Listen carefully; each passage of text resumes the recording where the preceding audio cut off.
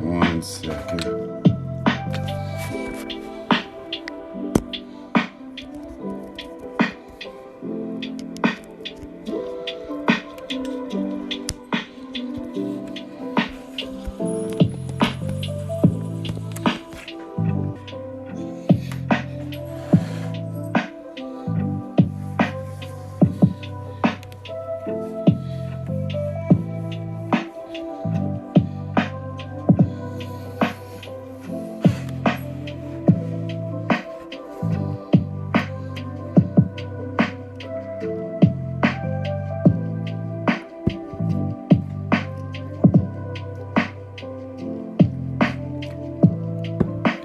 Hey Marie, what's up, Empress? I just bumped the hell out my lip.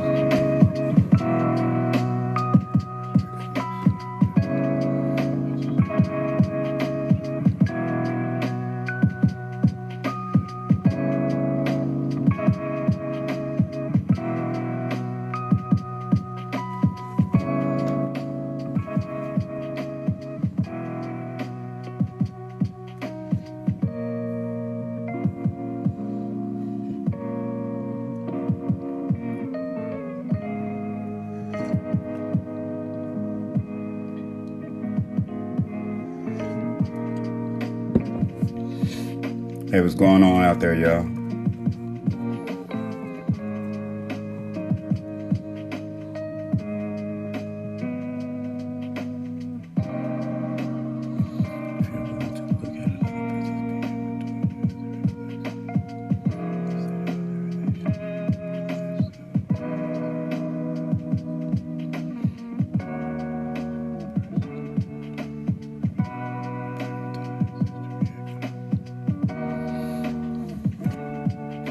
What's up, Momo? How you doing?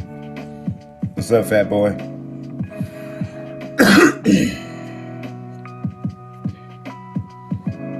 What's up, Metal? I was gonna wait for more people, but I don't really care. Like I said, I'll talk to myself. If you're willing to look at another person's behavior towards you as a reflection of the state of their relationship with themselves, rather than a statement about your value as a person, then you will, over a period of time, cease to react at all. Yogi Bhajan.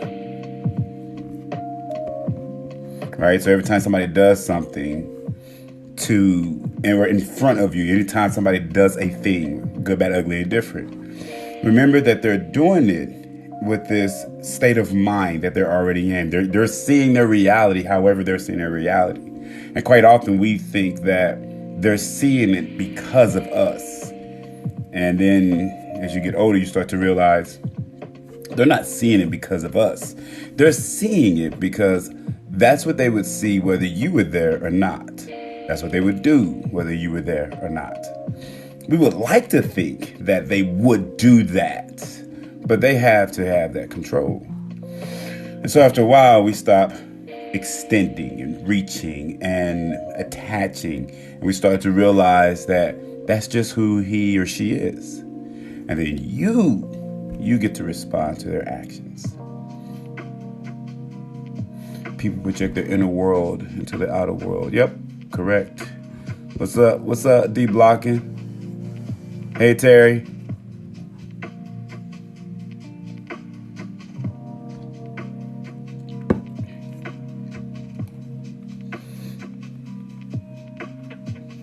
I haven't done any readings in a while.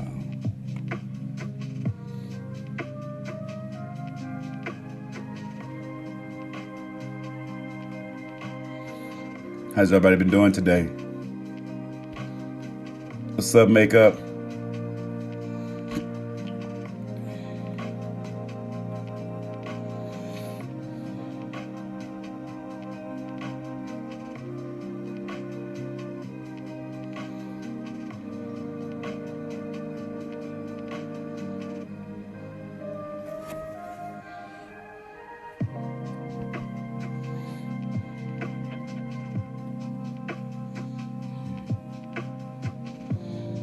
How's your day been?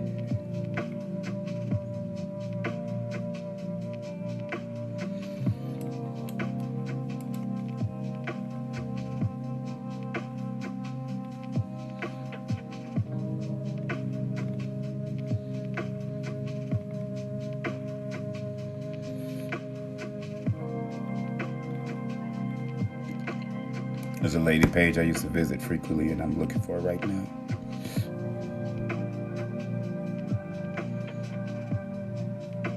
Oh, that's what's up, Makeup. I am. We just got on, too.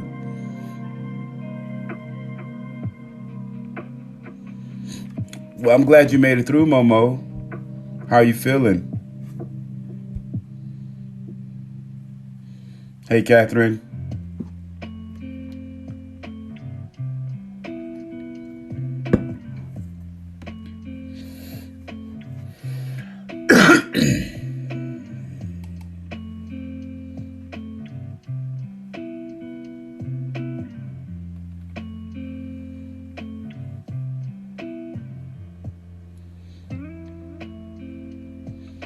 Yes, indeed. I know I put 101 essays, but I don't know. I kind of like the vibe right now. We might just rock right here just for 2 hours. Check on everybody. Say what's up. How's everybody been feeling? All right? Allergies are whooping my. But it's only at certain times, so it's not like every day. But yeah, it's just swinging around there. Good, Momo. I'm glad you're feeling better. Hopefully you weren't in it long.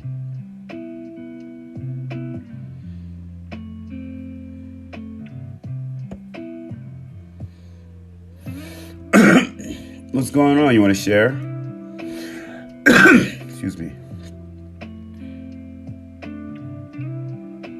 And I'm glad you made it through. Oh, wow, Momo. I'm sorry. Well, welcome back to us.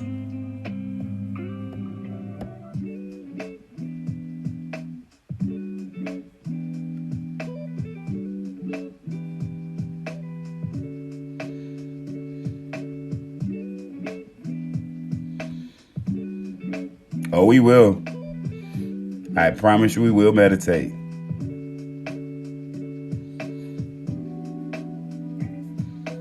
Man, is everybody else okay? Were you at this alone, or did you have a sick partner? Sick battle buddy is what we call them in the military.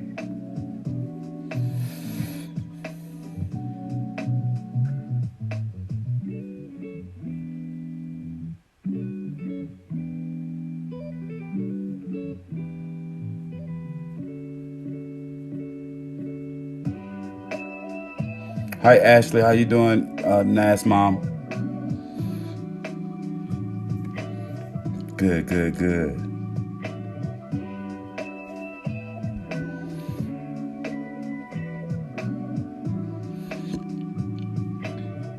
Good, Momo. Good.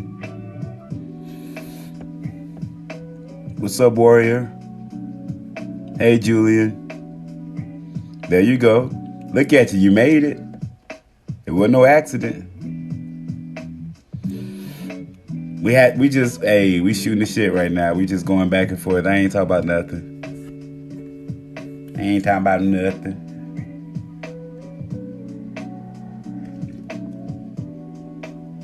I'm sorry about that, Tara. How have things been? What's up, Betty?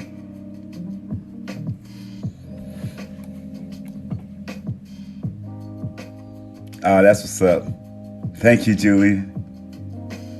Some tea, some peppermint and chamomile, and some honey. I needed something warm. I was talking and doing videos all day, so plus the allergies.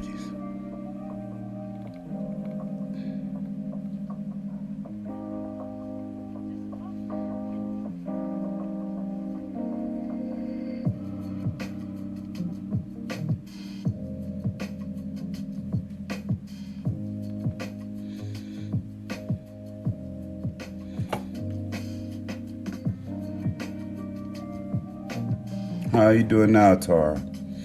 Yeah, tea is my good go-to. I've been drinking a lot more often because I drink so much coffee, and I think it's the warmth that I enjoy.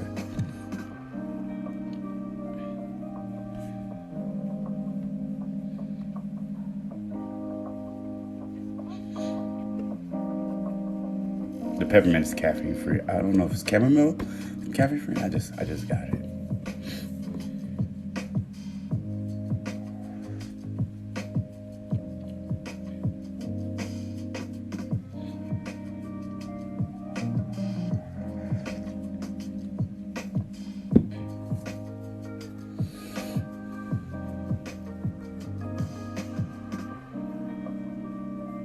That's a good mood to be in.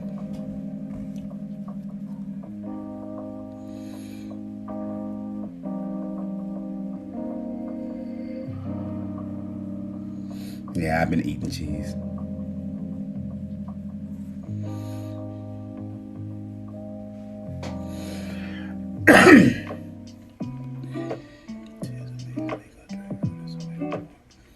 Oh, the tea. I thought you was like, man, I've had dragon fruit. I'm gonna have to try that when they're in NASMA.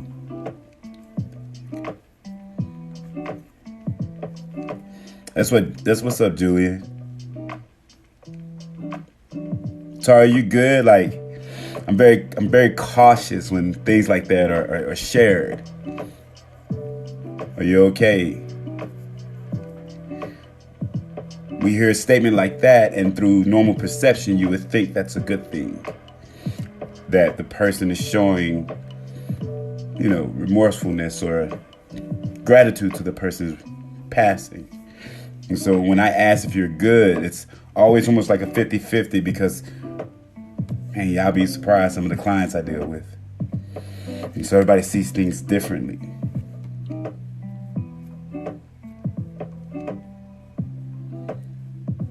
And so how have you been processing all of that?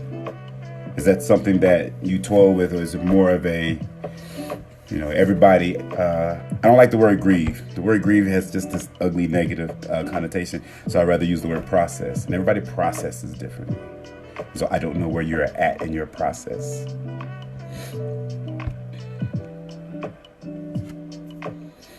What's up, Melanated? I have my good and bad days, but I'm very depressed and I lost a part of me. Okay. Thank you for sharing, love. I'm sorry. Okay. I just wanted to see where you were at. I promise you this. You're here. And if we're ever going to change anything, it's going to be now. Smile, laugh, joke, vibe out. Maybe something is said that inspires you to be like, right? We have so many different people that come to this channel with different perceptions to what reality they have. And maybe somebody has, been in your situation before and can offer, mentorship. And so I want you to know you're definitely safe here.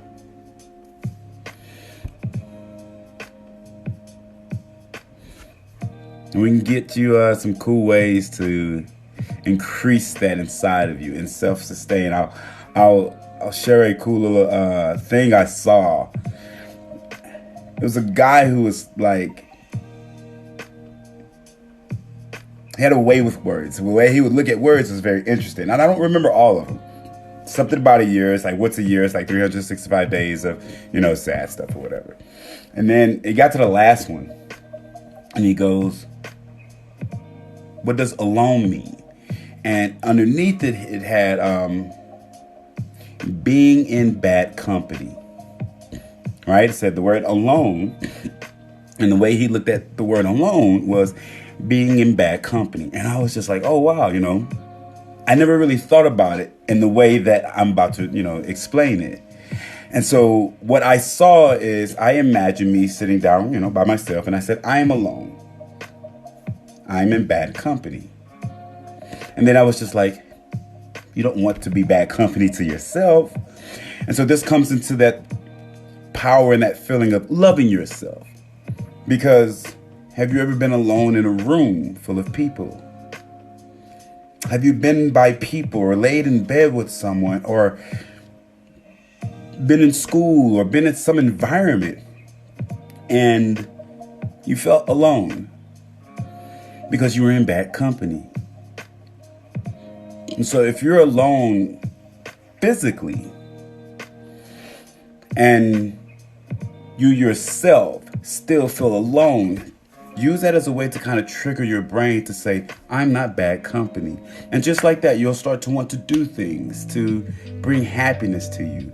Listen to music, go for a walk, start going to the gym, And it takes a while. It's not, some people get it quicker, some people don't. But when I saw it, right, if you ever hear the word alone, it's you saying that you don't even enjoy your own company. AKA, you should never feel alone. Seriously.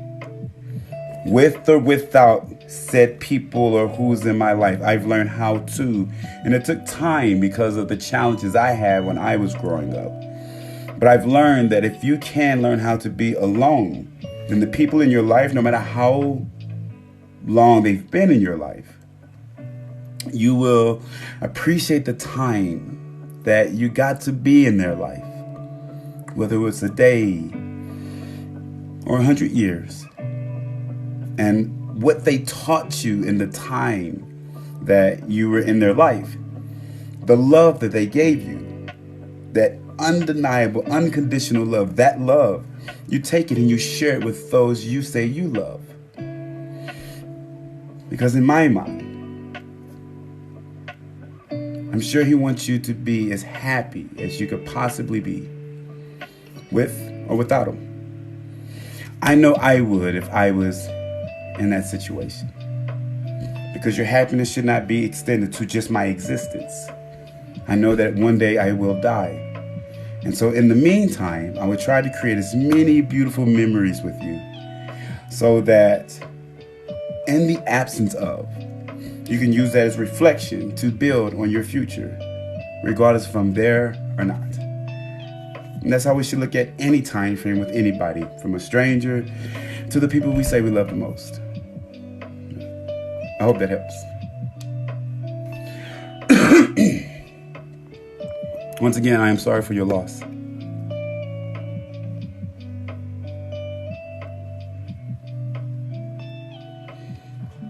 Thank you, Tara. I appreciate that. I can relate. I'm still going through good and bad days since I lost my dad. It gets bad. I'm sorry, Jessica. And once again, if that helped anybody else as well, like it's something, like I said, it took me a while to learn that, but it's once you know how, you're never alone. You can think of people and have this is how some people lose their mind. They don't know how to cut the voices off. You can have a legit party in your head of the people who sat down and talked to you and laughed with you and joked with you and guided you and loved you and mentored you and raised you and nourished you. Like these people can sit at the top of your head, whether they're right there in front of you, a book, a song. These people do it all the time. And so when you learn that it's the same thing, then you remember the words and the energy and how these people used to make you feel or inspire you to feel. And so you kind of use that as a like a locator with your own love, and you resonate continuously with the love that that man or that woman or that child had gave you in the time that they were with you. Yes, they can ask Mom. I think you were led here by divine intervention. He is still with you. That's what's up, dude. Yes, I like that. Yes. Appreciate the follow, Chef. Of course. I promise you, you're safe here. Hey, Ruby.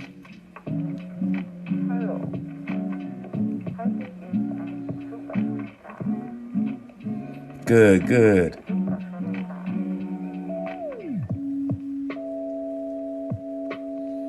Once again, I appreciate y'all, man. You're welcome. Oh, I didn't mean to get you to cry. Hopefully happy tears. I promise you. He's there.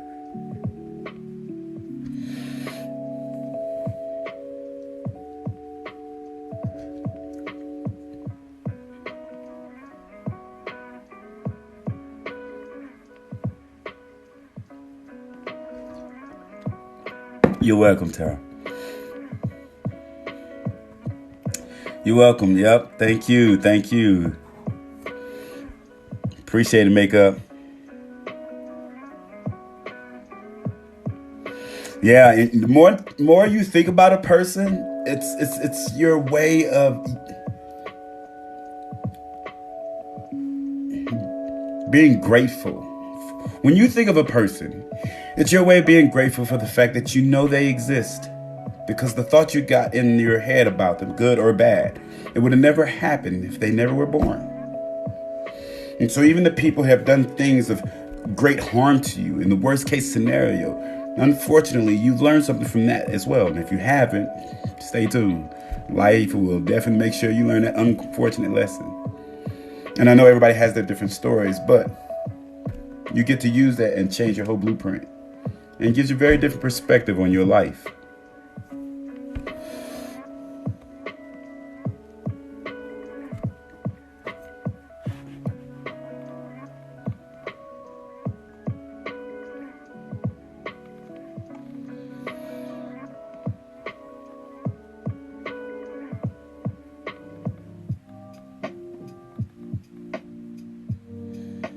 Thank you, Tara. I appreciate you as well.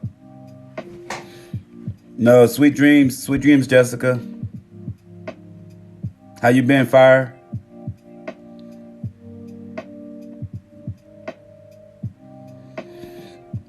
There you go. Yep. I just did a video, Catherine, on energy and memory, and when a person's name comes across from.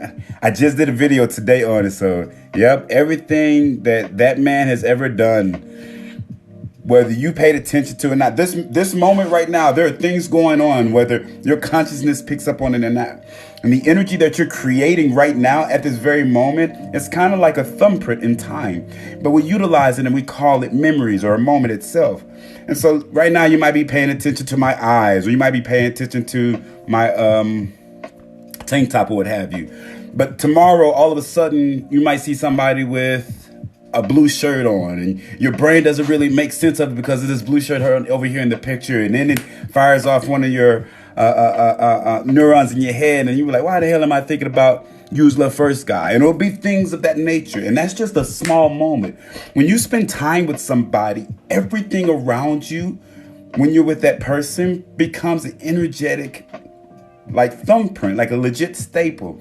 And right now, if you're thinking about a person, you might be thinking about them and you have this memory of them being on a couch. But as you focus onto the memory, you get a little bit, cognitively, you get a little bit larger in the memory, and you see them sitting on a couch that's a certain color.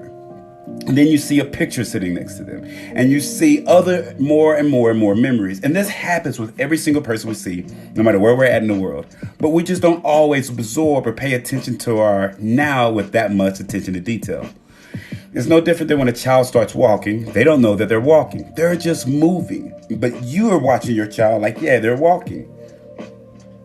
That's how it is with consciousness.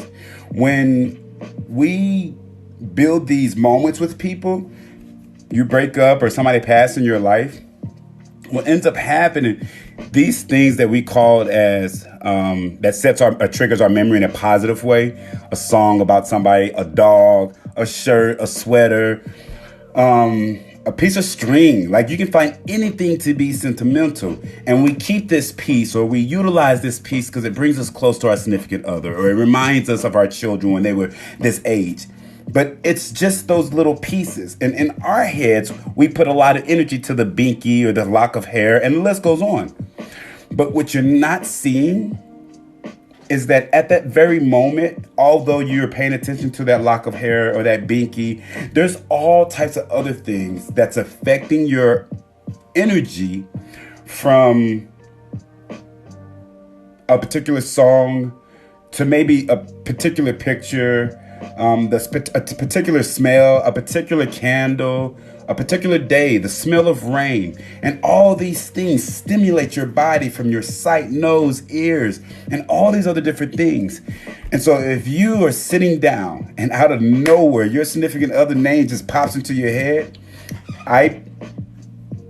what's happening is that they are so in tune to you and thinking about all the things in their mind. Something is setting off to think about whatever your name is. And you're like, damn, why the hell am I thinking about her? Why the hell am I thinking about him? Then you text them. Then they say something like, damn, I just was thinking about you. If you've ever felt that, and Casimir says, as far as the energy, it literally is everywhere. This is why we take certain paths through school. I used to take a path through school because of this girl I used to walk with. And whenever I walked this path, it reminded me of her. And this goes on in so many different things. But if we could pay attention to things on a larger conscious level, we would see that it's not just the sweater.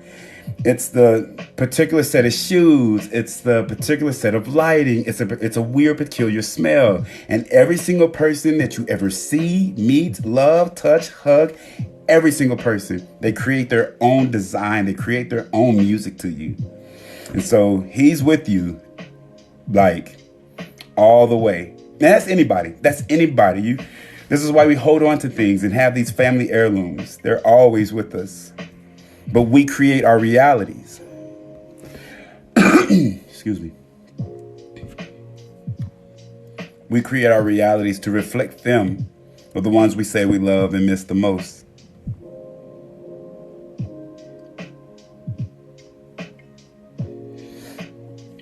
Thank you, love. Thank you. This happened to me with a lot of people. What's up, V Love? Yeah. I look at people like books, and when I see a person, right, in my head, this is our story. Whether I saw you at the gas station or there was an email or any time, because if I had an interaction with you, in my brain, I pay attention to the actions of others. Because I trust myself, I'm going to be loving, right? And so for me, I pay attention to the action of others without judgment, without labels, and operate energetically as opposed to, that feeling itself. That's why they say keep the same energy. I do that, and it becomes like, it legit becomes a blueprint.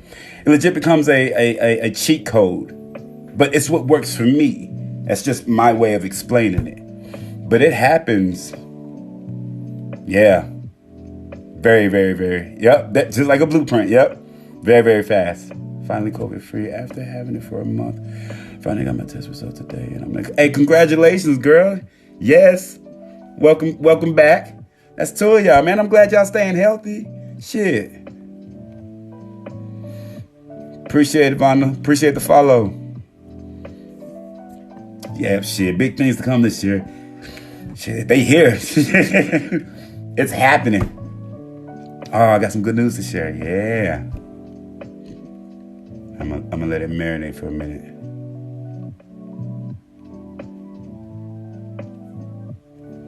All right, Catherine, sweet dreams.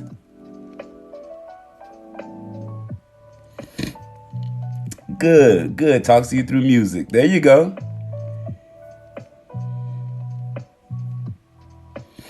Yep.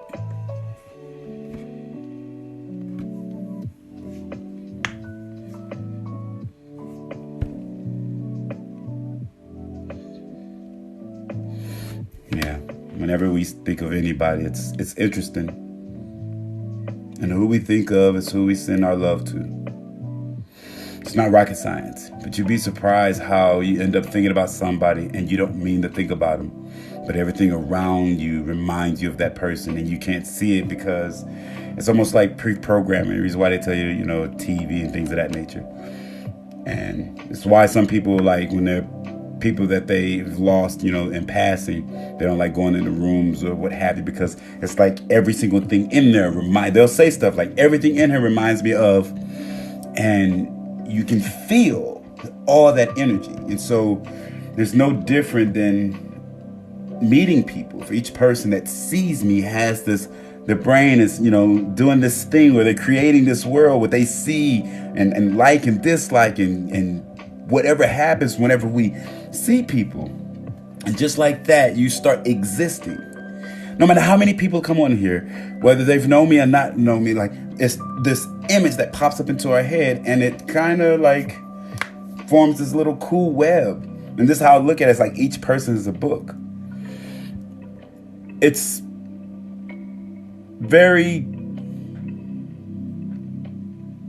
easier. It's easier that way when you can see that everything a person is or does, music or writing or drawing or whatever, it's always whoever's touched this, their essence is in this, their energy's in this. And the way you pull that energy, pull that essence out, is literally focusing on that person. And then it could be a time where they use this to clean something up, and you'll see it in movies. They'll talk about it in movies where they'll tell you where the object has been and things of that nature. That's how they do it. Damn, I wonder if I can do it now. But that's how they do it, because you can feel energy. No different than the girl who takes the hoodie or whatever, I don't know, people be taking some weird shit, y'all.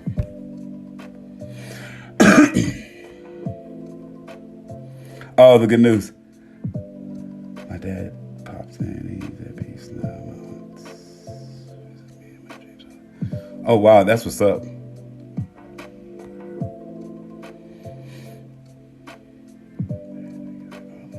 No, not a problem, love. Even though I was on lockdown and quarantine. Good, Fire. We crossed paths for a second. Accidents in life. Nope. I'm an empath. I can feel people. Truly, yeah, likewise, Julia. It's very weird. I'm trying to get used to a lot of other stuff, but it's very weird. Good, Tara. Good. Do that. Whenever someone crosses your mind, do the most loving thing you can do. And if the most loving thing you can do is say, I love you, then do it. And if the most loving thing you can do is to wear the shirt, then wear the shirt. If the most loving thing you can do is be passionate, hug them and kiss them, then be passionate, hug them and kiss them. But never not be as loving as you fucking want to be. And wherever they're at, you always respect their existence, whether in your mind, your heart, heaven, what have you, or standing or laying or sitting right next to you. And so do what you feel makes you feel connected to the people you love, and you'll never lose. All right, so my birthday's coming up, right? Damn, we got 5 days. And so I'm doing, remember, I said I was going to start traveling, and so my I'm trying to make sure I don't want to tell this yet. Hold on. All right. So it's hard to hide shit from me. So I ruined the birthday surprise, right? Hey. But all right, okay, I'll do this. I don't like sharing my birthday. Because growing up, for those who know the story, foster care and all this other stuff. And the reason why I didn't like sharing my birthday, because I always felt like, I wanted to share with my mom, and I didn't grow up with my mom, so on and so forth. And so I never said anything, because I don't ever say anything about stuff like that. And so my entire life, my birthday has always been with other people.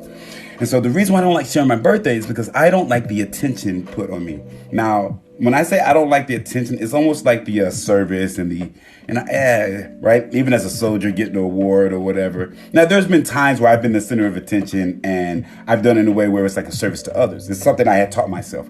So say like I've been an MC of a ceremony, right?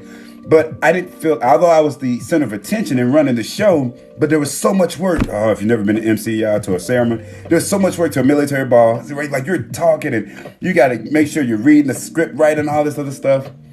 And so instead of doing the birthday party where, people are just like, happy birthday, we're going to scratch all that. So for my birthday, we're going to make that the first hashtag Use Love First, a symbol.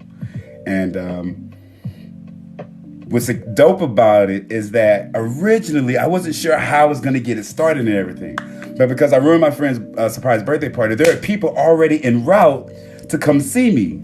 I said, let's just change the energy. I said, it's not a surprise birthday party because Kyle can't hide shit from Kyle. And so instead, we're just going to get together, be adults, laugh, joke, smoke, drink, and talk, do what I am currently doing now. But I'm bringing heat. A lot of times I got to curve my words. TikTok cuts you down for anything, boy. But that's my birthday gift. So I'd rather be a service to others as opposed to being pleased. And it's easier because it's easier for me to give than it is to receive. And I understand the reason being. But in my brain, if I can make sense of it and, 50-50, then I don't mind the attention if I'm helping. Right? But I don't want to sit there and just be pleased and nothing like that. But yeah, so if you're interested in, I don't know where you're at, showing up, let me know. Serious inquiries, shoot me a DM and we'll figure out, because there's only so many people. So there's people now and I'll put it out and a couple other people I'll ask, but yeah, this will be the first one. And so my goal is each month I do this, but I do it and I don't do it. And so each city has a liaison. And so my best friend, she's literally doing it the way I would have envisioned it doing it, but she was doing a surprise birthday party. So she intuitively did all the work. And I was just like, that's it. That's what I need done without having to ask. And so now that I know it can be done without having to ask, we just use that as the platform for those who are interested in, for me to come to their city and legit, like, what are we talking about? Love. Whatever issue you can bring. Death, birth, hurt, trauma, happiness, marriage, jokes, laugh, funny, poly, science, math, I don't care. Anything, everything's gonna be love. Right? So yeah. I made the announcement a while ago and it's just shit's been happening, y'all. It's exciting as shit. But that's the good news.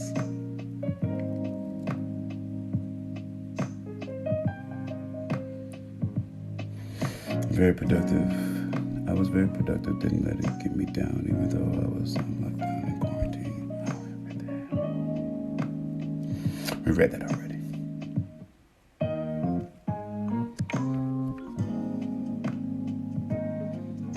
I will say I've noticed that there's a lot of very spiritual people who are, right, this channel has, and you want to chill with me. So if you know you want me to come through and you like legit, it's no different than, because of how, for those who know me, I don't know if anybody knows me, I'm gonna come see you type friend energy. So when I come through, we gonna come through, laugh, we joke, we go out and we have fun. And so my fun ranges from karaoke to, I don't mind clubs, just don't really rock my boat very well. You can't talk, right? But I do enjoy dancing, but I'm 40, right? And so it'd be essentially me coming down to see you. And so the way I looked at it is, say I bring me and my friend, and then I meet up with you and your friend. And then you and your friend go get another you and friend. And then they friends go. And then we just do this. And we do this once a month. And for those who are serious about it, and when you meet up in this legit like house, location, that's why it depends on who it is. And, there's details. And there's other ideas. And that's it. And we just run our mouths. There's other stuff we come up with. But yeah, how to live life. Like, talk about how to live life. That's it.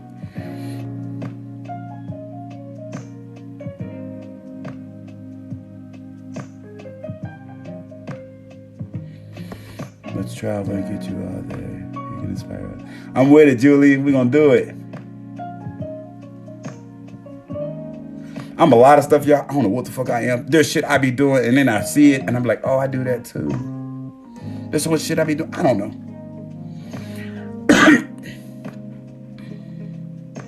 I appreciate it. It's on the 16th. I appreciate it. Sorry you haven't. So I can't go live. I can't go live when I'm about to do for these meetings.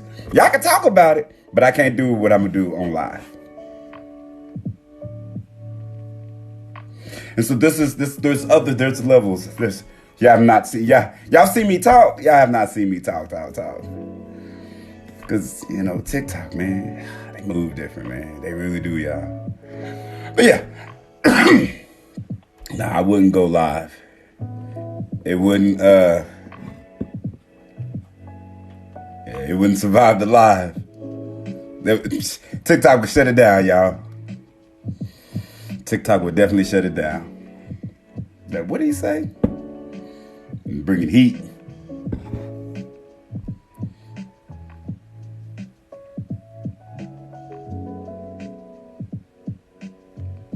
Right, they are strict. Yeah. Oh, yeah, Aries season. All right, I'm telling you, shoot me a DM.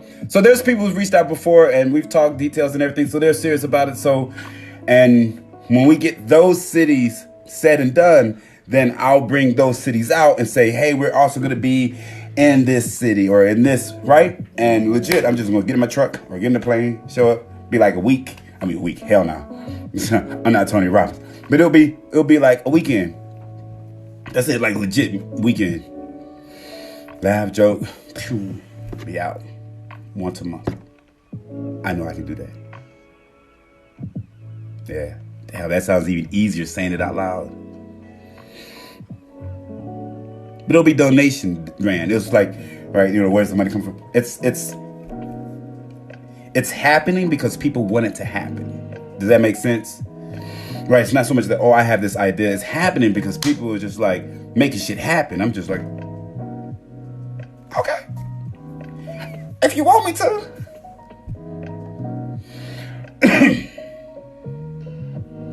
Damn, that's what's up, Julie. All right, I'm telling y'all. So the first one is April 16th. And that's April, so May. We might do another one in Texas in May. We just might. Because I know people that are willing to come out here for May.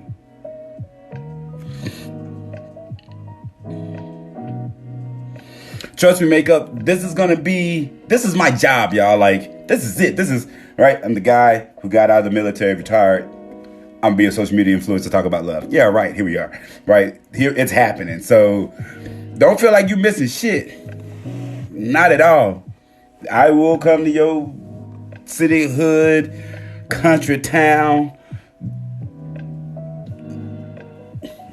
bench. I don't give a shit. I don't care. Yeah, I don't give a shit.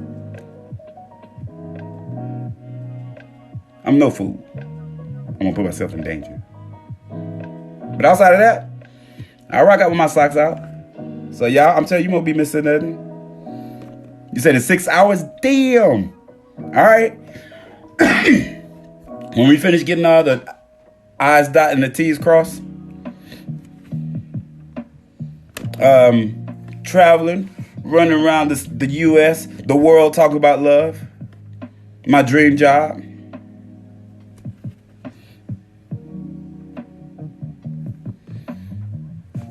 All right, I got you, Arizona.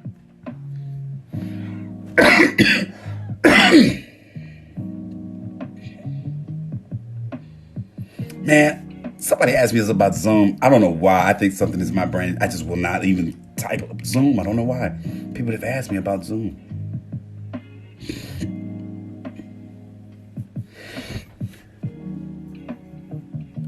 I guess if people wanted me to come out, I could do that. That's different. To want me to come out and like be a guest speaker is different. I wasn't thinking that. I was thinking that like locally. I wasn't thinking that like, hey, I'm having a gather now. I'd like for you to come out here and speak to my business compadres. Yeah, that's one way of looking at it. Pool party. And not everybody can swim. I just want a small group that meets about once a month and really talk about stuff. Yep, same here. That's it. Like legit shit. Yeah, it's happening now. I'm telling you, there's so much in works. There's so much more in works than. I guess we could do Zoom. Well, I got some other ideas. Like I said, can't do everything on TV, y'all. I mean, on live, y'all. I say this, you better be grown. Tell you that much. Tell you that much right now.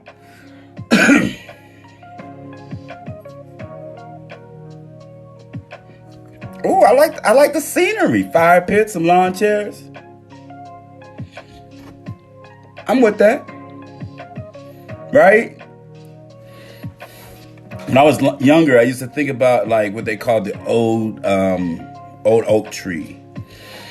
Like legitimate, just like sitting down. Like I said, I don't drink no more. But, you know, you sitting down and you just chilling and you just... Right? I used to see the old people do that shit all the time. I'm talking about like the old heads, what we call like fucking... Right? You know, 60, 70, 80 years old. Look like they never moved. Like if you... It used to be so weird to see the old heads move. Like if one moved, it was almost scary. Like, oh, where'd he go? Like, what the fuck Like he went to the bathroom. Like they do that? Where we used to live at in Houston, Texas, in we call it Ridgemont. And we had these old heads, and they would sit there, and no matter when we came around the corner, no matter what time of day, these motherfuckers would be out there late at night. You see the cigarette lights coming up, or the cigarette, the lighter to the cigarette, you know, light up in the night at the dark, like these dudes. And you would sit there and ear hustle and hear them speak like just, like, man, what they talk, it sounds interesting. After a while, it sounds familiar. And you start learning.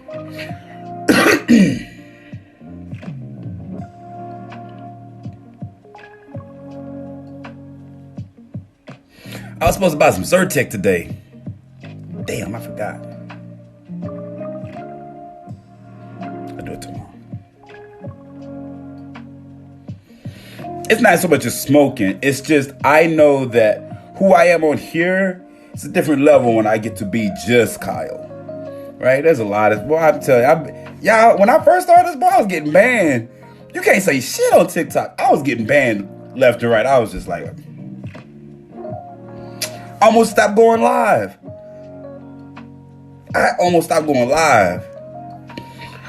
You from the fall? You from Ridgemont?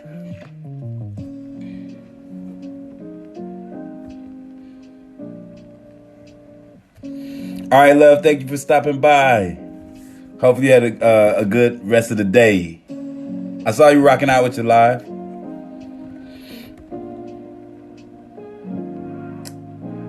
I gotta go in. You can't just order. You can't just, I wonder if I can request it via email. Thank you, Mary. Appreciate it, love.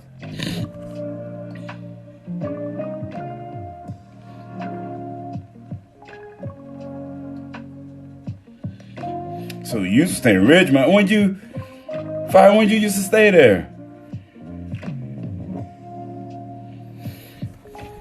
What was that street, man? East Ridge Creek, Redstone, Castle Gap, Is it Castle Gap? Ridgestone.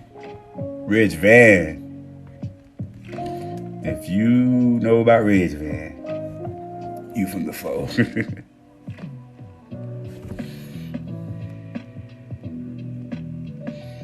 Thank you once again, Mary. I won't.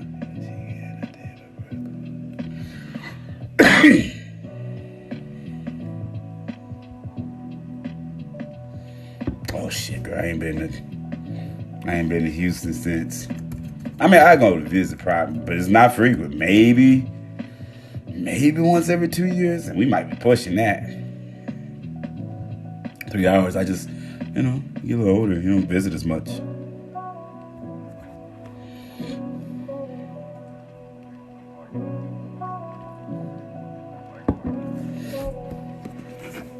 I'm gonna let Sadhu Guru play real quick. Something I thought about. But she said something pretty dope, and it was something I heard earlier today. I want to share with y'all. Go pee before we get started.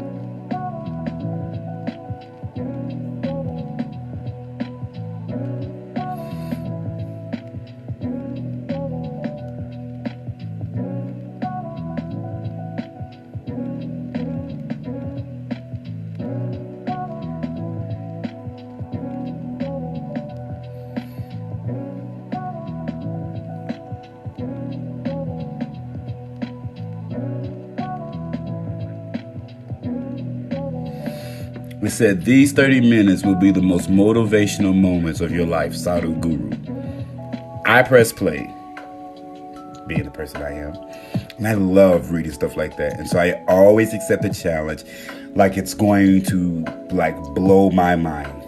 I say, why not? This shit blew my mind, y'all. I'm not playing, so I'm definitely excited to share this with you. I'm glad I thought about it.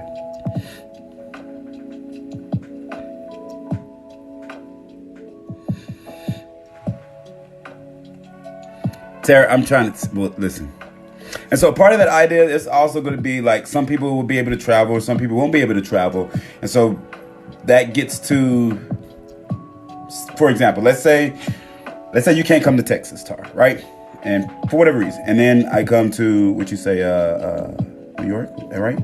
I'm sorry if I'm wrong. But let's say I come to where you're at. And some of the people from Texas then come up there to visit you.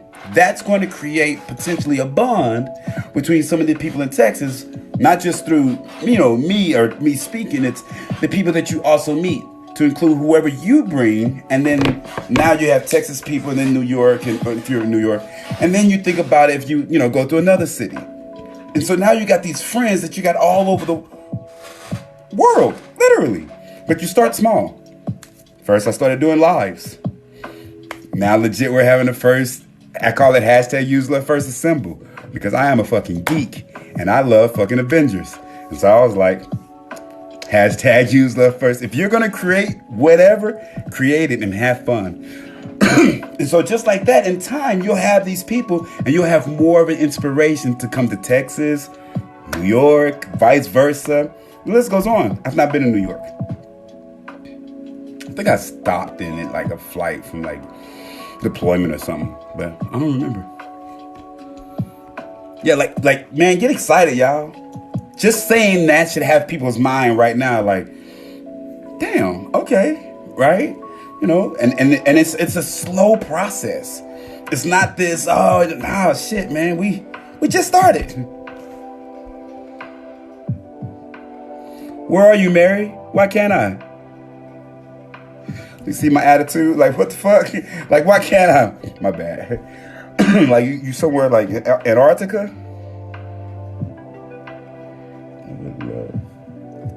I would love that. I like to inspire and give people love. Let's do it. Shit. Boy, y'all. For those who've been in here, we've been talking about this for a minute, but here we are. All right, I'm gonna go pee.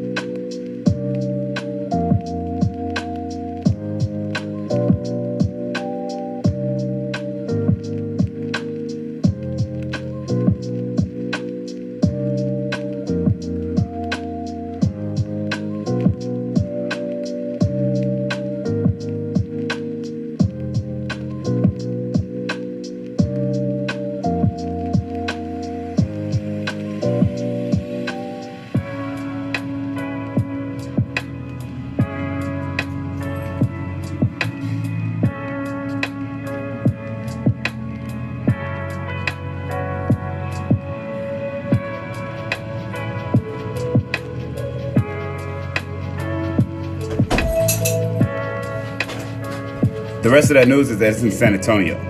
The first one.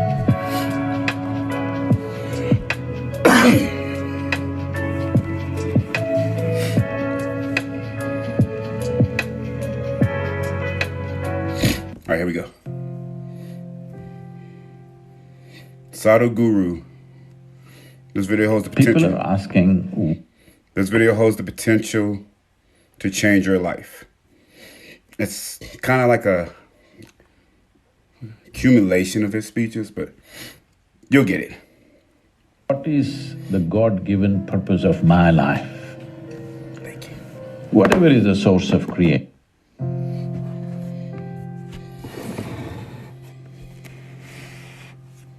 People are asking, what is the God-given purpose of my life? Whatever is the source of creation, what makes you think the source of creation which created this cosmos for which you do not know where it begins, where it ends, even keeping account of you, forget about giving you a specific purpose. Maybe the source of this creation doesn't even know you exist. Hello? Because this very solar system is a tiny little speck in this cosmic space, isn't it? Tomorrow morning, believe me, if the entire solar system evaporates, nobody will notice it. That's how small it is. In that speck, planet Earth is a micro speck. New York City is a super micro speck. In that, you are a big man. This is a serious problem. You think there is a God-given purpose for you. This is the peak of human arrogance. Because all this is coming from the basis that has been spread in the name of religion and faith and whatever, that the existence is human-centric. Existence is not human-centric. We're just one more creature, which happened recently according to the evolutionary sciences. Yes? As human societies, we have issues, we have problems, we have struggles. Whatever you think needs to be sorted out, and whatever you think is your aptitude to sort out, you pick up that damn thing and sort it out. It's not any God-given mission. You got to do something useful, because there is some joy in solving something. This is all the choice we have. You can either be a part of the problem or part of the solution. If you enjoy being part of the problem, do it, there'll be consequences. Yes, sometimes it's fun to create problems. Yes, it is. But it'll have its own kinds of consequences. The only thing you have to learn is do whatever the hell you want, just do it well. But for every action you perform, there is a consequence. When the consequence comes your way, if you're able to joyfully go through the consequence, you can do anything you wish. But when the consequence comes, you cry. If you're that kind, then you must control your action. You are creating such a level of conflict within yourself for every simple thing that you think you could always be doing something wrong, something wrong, something wrong. Well, joyfully do something wrong, it's okay. Hello? Nobody knows really whether they're doing the right thing or the wrong thing. Do they know for 100%? No. So don't bother yourself too much about is this right, is this wrong. It is just that when you do something, is this bringing well-being to me and everybody around me? That's all your concern is. Why don't you awaken the humanity within you? Why don't you become a living humanity? Humanity means just this, already we spoke about this. Animal nature means fixing boundaries. Human nature means expanding or including everybody into your boundaries, because this is a natural longing. Wherever you are, you want to be something more, something more. What is this? This is because your intelligence has come to a place where it doesn't like boundaries. It wants to expand. This is human nature. Human nature is naturally inclusive. Animal nature is exclusive, it wants to fix boundaries. So instead of being in boundaries of right and wrong, even if somebody is wrong, let's include them and do the best we can. So do not waste your time in right decisions, wrong decisions. When you are reasonably balanced and clear and happy, not frustrated about something, make a decision, throw your life into it, something wonderful will happen. You may not do the right thing, but you may do a great thing, you may do a wonderful thing, that's good enough. How far will I go? What will happen? Well, that depends on various things, your own intelligence, your competence, and the times in which we exist. You should not discount the times in which we exist. At different times in history, different things take off. We may be in sync with it. What we are may be appreciated today, or what we are may be appreciated tomorrow, or what we are may be appreciated after we are gone. But whatever we did in our life, we did with total involvement, because life is in its involvement, life is not in its correctness. Your involvement must be unbridled. Whatever you do, see how everybody's well-being is included in this. If you are an inclusive process and you're involved, it is fine. Are you right or wrong? Right or wrong, till the last day of your life, you cannot really decide what is right and wrong. A human being, at least on this planet, you're the peak of evolution, physiologically at least. Yes? If other behavioral aspects, if we may have questions, but physiologically at least, the most evolved creature on the planet. What the most evolved creature on the planet means is, it has the most complex neurological system and it has the highest level of cerebral capability. That means you can think, you can remember, you have memory. You have a very vivid sense of memory and a fantastic sense of imagination. An ant doesn't have such a vivid sense of memory, nor does he have any great imagination. He has some. But he has a presence of mind about the life that he is living. Because the education systems that you're going through right from kindergarten level is such that it is about everything except you. It's about everything else. Somebody is PhD in tourism, somebody is PhD in biotechnology, somebody is PhD in something. Nothing about this. How does this function? There is no attention at all. A human being functions. You know, you have a Kalabhairava temple here. What this means is, a human being exists in 3 times. He lives because of the richness of his memory. How rich is your memory determines what you will do and what you will not do right now, isn't it so? So memory is important, the present experience is important, and how vivid is your imagination for tomorrow is very important. Right now the problem is, these things have all gotten mixed up because discipline of faculty has simply not come. Nothing has been taught to our children that there needs to be… Discipline means people think English kind of discipline, walking like this like idiots. Discipline of faculty is not there. Because of this, your own mind turns against you. What happened 10 years ago, you still suffer? Hello? What may happen day after tomorrow, you already suffer? Because there's no discipline of faculty.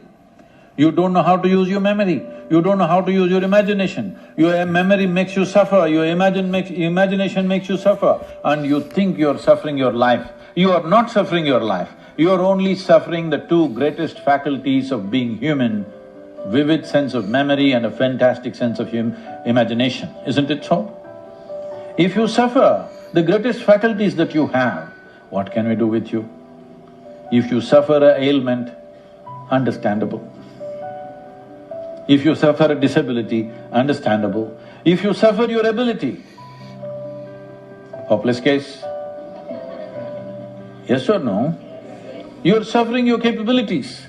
If you're suffering your disability, it's all right. You're suffering your capabilities. Because what life throws at us is not our choice always. We try to manage it to some extent, but it's not entirely our choice. Life may throw all kinds of things at us, but what we make out of it is 100% ours. If this one dimension, if we take charge of this, no matter what life throws at me, I will make this into a tremendous process for myself. Let it throw whatever.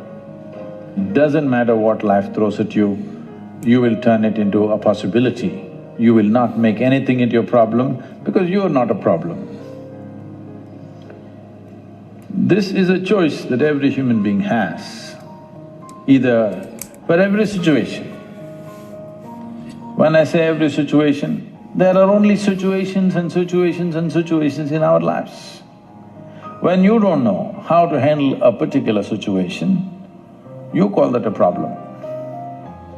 What is a problem for you may be wonderful possibility for somebody else, usually is. Isn't it? There are no problems in life, they're just situations. You can either make it into a possibility or a problem. You can either you yourself become a possibility or a problem. This is a choice every human being has. But to exercise this choice, you have to be in a certain way within yourself. Within yourself, you are in a certain state of equanimity, balance and exuberance that no matter what life throws at you, you will make it into a wonderful possibility. Life can throw all kinds of horrible things. Don't underestimate life, it can do things to you, yes? Essentially, the important thing is, this is a life. For every one of you, your life is precious, isn't it? Hello? It's a precious life. If something is precious, where do you want to invest this life? Into what do you want to invest this precious life? If this is a worthless life, throw it somewhere. If this is a precious life, what do you want to invest this life into? If you look at it this way, you will find something truly worthwhile to do. If you think in terms of how to earn a living, how to get this kind of thing, that kind of thing, then you will do something silly that you will regret for the rest of your life. Most people are a regret. That's why they're going around joylessly, because they're not doing what they want to do. They're not creating what really matters to them. They're doing something for a living. This precious life, where are you going to invest it? Are you going to invest it in something that's truly worthwhile, or are you going to throw it away as a worthless thing? This is the important thing, because what you call as my life is just a certain amount of time and energy, isn't it? Yes? As you sit here, your life is ticking away or no? You're young, you may not be thinking like this, but actually it's ticking away. What is ticking away is not time, what is ticking away is your life. Yes or no? So this energy that you call as my life, how are you going to invest it? Because it's going to get… if you're doing something truly worthwhile, it gets over before you know what happened. Only if you're doing something worthless, it feels like a long life. Have you noticed this? On a particular day when you're very happy, 24 hours, poof, it went off like that, like a moment. You're miserable, 24 hours feels like 10 years. Have you not noticed this? So only miserable people will have a long life. Joyful people, life goes away like that, as if it's a couple of days. It passes away like that, if you are creating what you really care to create. See, if you want to get somewhere in your life, get somewhere does not mean be better than somebody, do this, earn this, that, no. As a life, your experience of life should become a fantastic experience. So right now, all the crazy things that people are doing in their life, why? They drink, sexuality, temple, this, meditation, whatever they're doing. Why they're doing? Because they want their experience of life to become pleasant. Yes or no? Somebody hits the bottle, somebody hits somebody else, and somebody does something else, but essentially looking for pleasantness. If your body becomes pleasant, we call this health. I'm talking yoga now to you, officially. If your body becomes pleasant, we call this health. If it becomes very pleasant, we call it pleasure. If your mind becomes pleasant, we call this peace. If it becomes very pleasant, we call it joy. If your emotions become pleasant, we call it love. If it becomes very pleasant, we call it compassion. If your very life energies become pleasant, we call this blissfulness. If it becomes very pleasant, we call it ecstasy.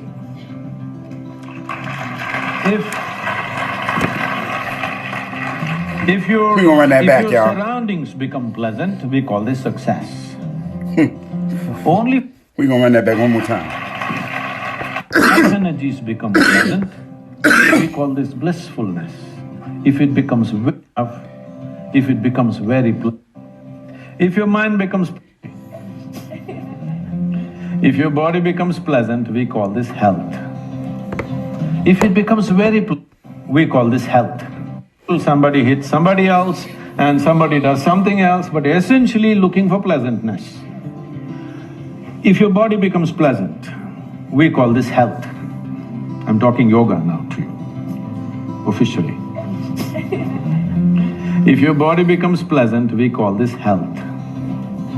If it becomes very pleasant, we call it pleasure. If your mind becomes pleasant, we call this peace. If it becomes very pleasant, we call it joy.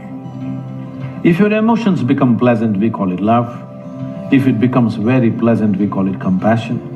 If your very life energies become pleasant, we call this blissfulness.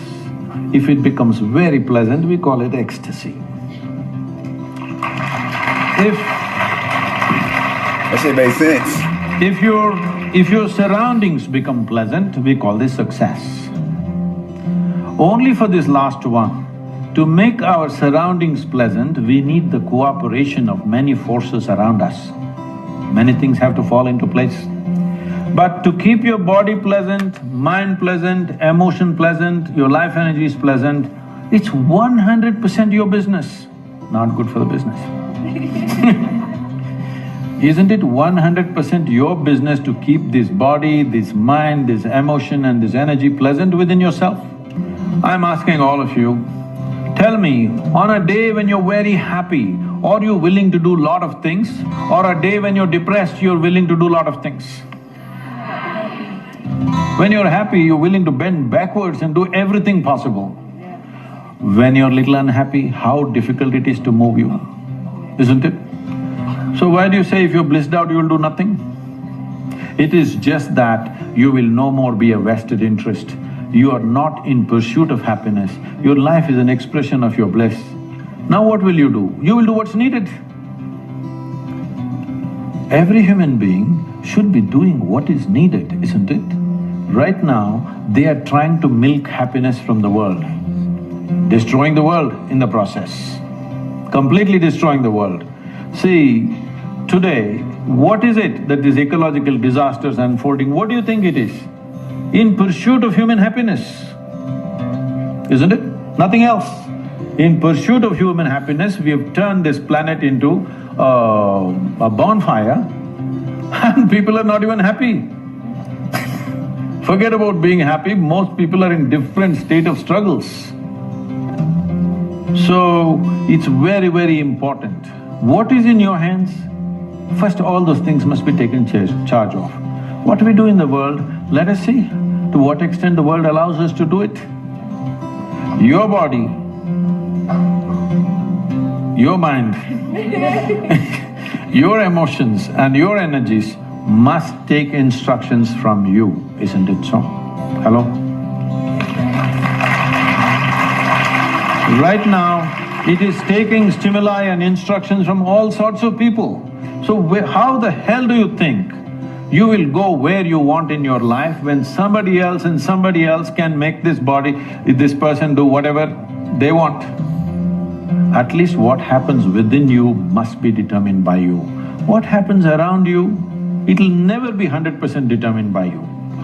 If you work hard, a little more influence, otherwise little less influence, but never 100%. Outside situations will always be like that, and they should be like that, because if the whole world happens the way you want, then where do I go? Little bit your way, little bit my way, little bit somebody else's way, it's fine. But what happens here must be my way. If this one thing happens your way, will you keep yourself blissful, miserable, depressed, what? So essentially, you must understand, you can call it stress, anxiety, misery, depression, whatever you call it. Essentially, your intelligence has turned against you. That's all that's happened to you. Because there is no any kind of knowledge in your education system from ABC to till this day how to take charge of the faculties that you have within yourself. When he is fully shattered, what can he do? The question is, do you want to allow yourself to be fully shattered? That's a question. And many things that don't work out in your early life, you will see later on, it is a great blessing.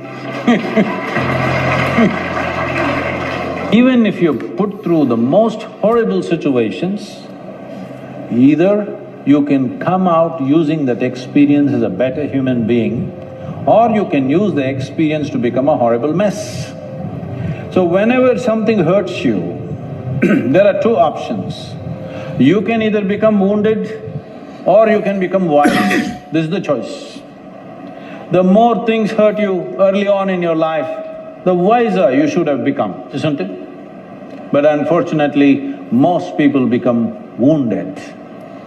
This is simply because they just need an excuse to turn their own intelligence against themselves, that's all. Especially if the world around you turns against you, is it not very, very important that your intelligence stands up? We are misunderstanding consciousness as just mental alertness. Mental alertness will help you to survive better. Consciousness is not about that. See, you know that you exist right now only because you're conscious, isn't it? You are conscious right now, that's why you know that you're here. Suppose you fell asleep, you don't know that you exist, isn't it? You don't know the world exists, nor do you know that you exist, simply because you're somewhat unconscious. Does it mean to say you're completely unconscious? No, you're still conscious when you're sleeping, but not conscious enough to notice the presence of many things. So consciousness is not whether it is present or absent, it is always there. The question is only the intensity and the volume of it. If we have to use an analogy right now, see, the lights are focused on scene, there are people hiding in darkness. The intensity and the volume of it. If we have to use an analogy right now, see, the lights are focused on, they're clearly seen, there are people hiding in darkness. Suppose you dim the light further, all these people will disappear, only two of us will be there. If you increase the voltage, suddenly they will all appear. They were always here. They were here all the time. Because the lights were dimmed, I could only see you and nobody else. If the lights were up, then you could see. This is all consciousness sees. Everybody is conscious. Question is how conscious. So to increase or to raise consciousness, what have we done in the societies? Our entire education system is just about survival, one being better than the other. How can you be conscious when you're competitive? When all you want to do is be better than somebody, your only joy is other people's failures. How will you be conscious? When you're enjoying other people's sufferings, other people's failures, this is what being number one means. I am the number one means what? You're number 10, that's my joy. So I think this is sickness. From kindergarten you're spreading this sickness into children and you expect them to be fantastic, it won't work like that. You're paying too much attention to everything around you, not enough attention to this one. But the quality of your life is essentially determined by how you carry this one. Yes or no? This moment, what kind of clothes you're wearing, what kind of car you parked outside, what kind of home you live in does not determine the quality of your life. This moment, how joyful are you feeling within yourself determines the quality of your life, isn't it so? Nothing has been done about it. You think it'll happen in consequence, and you're setting impossible goals for your happiness. If I have to be happy, my wife should be like this, my husband should be like that, my children should be like this, the world should become some other way. Well, these are impossible conditions you're setting for your happiness and peacefulness. Now that you have compromised yourself to peace, why I'm saying compromise yourself to peace is because a lot of people have given up aspirations for being ecstatic or blissful. If I'm just peaceful, it's enough. Even the so-called spiritual leaders are going about and saying peace is the highest goal in your life. Peace is not the highest goal in your life. If you want to enjoy your lunch today, you must be peaceful. Yes or no? If you're not even peaceful, there is nothing in your life that you can do in a worthwhile way. To be peaceful essentially means this, that you're not messing your mind.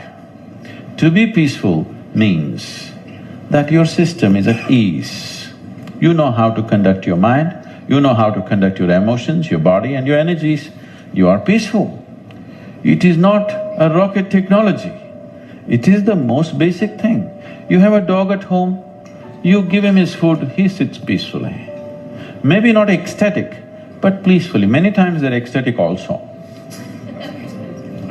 Yes? If your dog is able to sit peacefully, oh, he doesn't have to run my industry. That's not the point, he's got his own stuff going.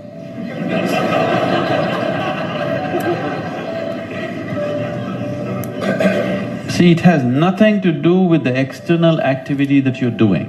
It's got something to do with the internal systems as to how they're functioning. Essentially, it means neither your body, nor your mind, nor your chemistry, nor your emotions, nor your energy are taking instructions from you. They're doing their own thing. Once your machine is not in your control, being peaceful is impossible. I'll tell you, you get into your car and now you go there and you want to turn this way. You do this to the steering, it goes this way. Can you peacefully drive this car? Can you? No. Anxiety is natural, isn't it? This is what has happened to your vehicle. It's out of control. You've never done anything to find out where the steering wheel is, first of all. This is not that simple as a car, this is a super computer. Now the problem is most people have not even bothered to find the keyboard. They think if they do this, somehow it'll work. When you're given such a highly sophisticated machine, if you do not conduct it properly, it will cause many problems to you. If you come to the idea of mortality once in a way, it'll make you depressed, it will make you fearful. If you live with it every moment, it will make you absolutely exuberant and alive, because it is just this one thing, that this is not forever, this is just for a brief period of time. And the more joyful you are, briefer it becomes. If you're ecstatic, it'll just vanish in no time. Yes? So if you want to stretch it, you need to make yourself truly miserable. Otherwise, it'll be just gone in no time. If you come to terms with this, if you live this way, that every moment you appreciate one thing and only one thing, because the most important thing in your life is you're alive right now. To be alive, fully alive, 100% alive is the most important thing, because only if something is 100% alive, can you make it yield something beautiful. Say you have a little plant in your house, or let's say a mango tree in your house, which is like this, which is just imitating you. Can you make it come out with lot of sweetness?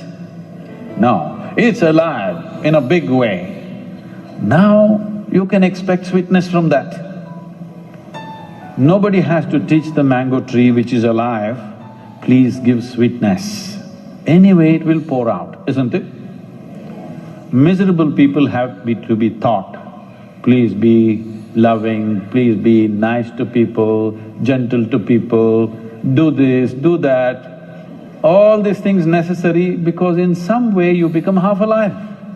If you're exuberantly alive, it is natural for human consciousness to bleed sweetness every moment of your life. We don't know what great things you will do or not. We don't know whether you will climb Mount Everest or not. We don't know whether you will run faster than Mr. Bolt or not. We don't know whether you will become the richest man or woman in this world or not. But this one thing you must do to yourself, this one thing you deserve, this one thing is 100% in your hands, that you can live here as a joyful human being. This much is possible for every one of us. Our ability to fix the world around us, subject to various realities. Some things work, some things don't work. Because this involves too many forces, sometimes it falls into place, sometimes it doesn't. But in our lives, will we do everything that we can do or not is determined by this, that only if you're joyful by your own nature, that is, you have no fear of suffering, only when you have no fear of suffering will you dare to walk your life full stride. Everything that you can do, you will do. In our lives, if we do not do what we cannot do, this is not an issue. But if we do not do what we can do, we are a disastrous life. I know money is important, but money doesn't come because you desire money. It comes because you do something well. Instead of going on thinking about how much money you want to earn, if you look at what you want to create, and if what you create is truly worthwhile, money will happen. This idea, see for example, right now the modern examples, well, there are Narayan Murthis, there are Zuckerbergers, there are all these people. These people didn't bother about money. These people bothered about creating something. Because what they created was valuable to everybody, money naturally comes in. And above all, if you are creating what you value, if you are creating what you see as an immense value to everybody's life, you have the joy of creating it. How much money depends upon times. It doesn't matter what is your level of intelligence, what is your level of capability, introvert, extrovert, this, that, doesn't matter. Do you have the courage and commitment to make the possibility into your reality? That's all the question is. So, if you focus, whatever you're doing right now, it doesn't matter what it is. How simple an act you're doing right now, it doesn't matter. If you're absolutely devoted to that you're doing right now, depending upon various aspects, things will unfold. But because of Western influences, we've become too goal-oriented. Goal-oriented means we are interested in the consequence, but we are not interested in the process. If you are not interested in the process, you should not be an artist. Yes? Process is an end in itself. If you are absolutely devoted to the process, depending upon various aspects, something will come out. But now we are interested in the consequence, not in the process. This goal-orientedness, I want to get there, I want to get there. Where the hell do you want to get? No, I want to win the race. See, if you treat life as a race, if you have to win it, you have to get to the finish line soon, isn't it? You want to? Hello? If you get to the finish line ahead of all these people, you won the race. You know what the finish line is? We'll be negotiating where to bury you. So, particularly being in creative arts, don't ever think of a goal. What should I become? How should I be? What should I create? Don't worry about these things. If you're devoted to the process, something will come out. Something more beautiful than you imagined will happen because you're devoted to the process. Without devotion, I'm specifically using the word devotion because people think devotion means going to the temple, church or mosque. No, without devotion, either in sport, art, music, spirituality, politics, business, anything, any arena of life, has anybody done anything truly significant without being absolutely devoted to what they're doing? Have they? No. Mediocre things you can do. So do not think of art and aesthetics as a way to earn a living. Living will happen because if a human being stays focused on something, inevitably it'll yield. How can it not yield? The universe will yield to you if you're focused. All I'm telling all of you young people, do whatever the hell you want in your life, but you must be intensely focused on something. If you're not investing in anything, your life, it will just go waste. Because as I told you in the very beginning, one basic ingredient of your life is time, and this is just going away. If this one thing is done within the human being, then every situation is a possibility. Once every situation becomes a possibility, this human being will blossom to a full-fledged life. And this is the aspiration of every life, to somehow become a full-fledged life.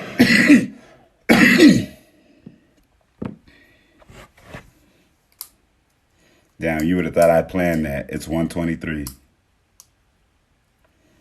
I didn't plan that. Man, I got a mouthful. What y'all think about that?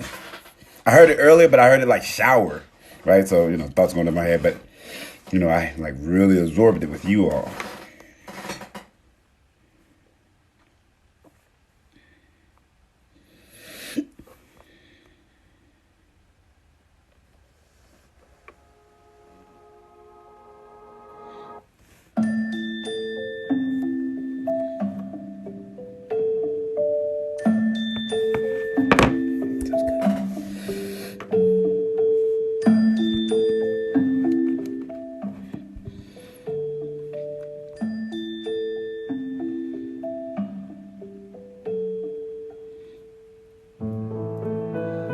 Thank you, Mary. I don't know if you're still in there, love. How's everybody doing?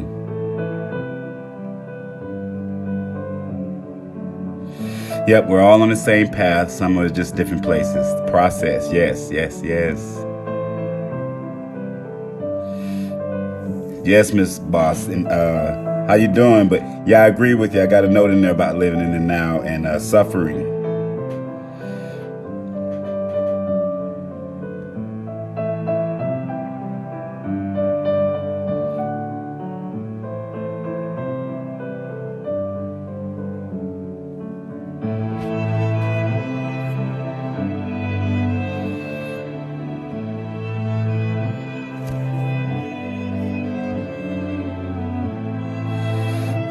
Mary, you said you find it hard to find a companion to enjoy life the way you enjoy it? Is that what you're saying?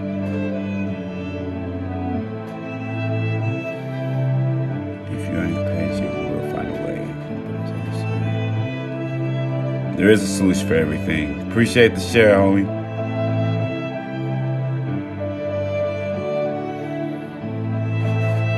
Y'all are awesome. I love when y'all support each other. Good, Tots Marie, good. Yeah, it like I said, so the title of it's what, right? Title caught my attention. It was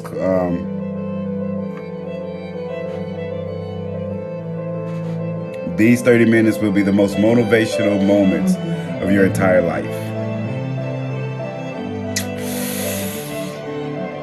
Yeah. It was so motivational, I had to share it with y'all.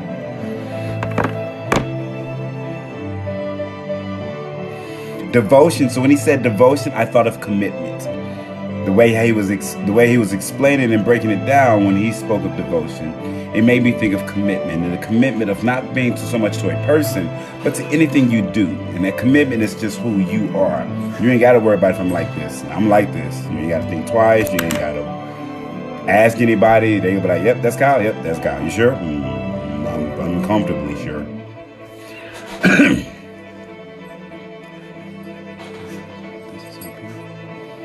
I'm glad you enjoyed it, Tots.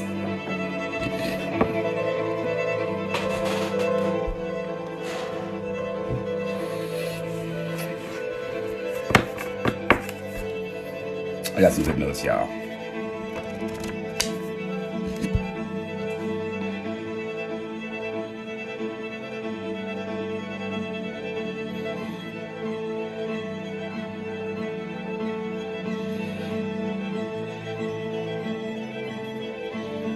Good, Marie, good. Say, committed to myself today by working out.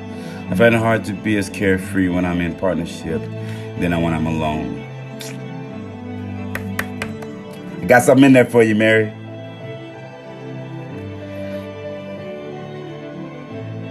I'm sorry about that, man. I'm sorry about that. Hopefully, it's not hopefully. I got you. I got you. Enlightenment devoted to the process of fully waking up in this lifetime. Beautiful lesson always. Yes, agreed. Clux. Is it Clux? Kleenex? I'm just gonna call you Lex. What's up, Solomon? How you doing? Do I have on a close collar? What's a close collar? Google. Close collar. Hey Sharon, nice to meet you as well.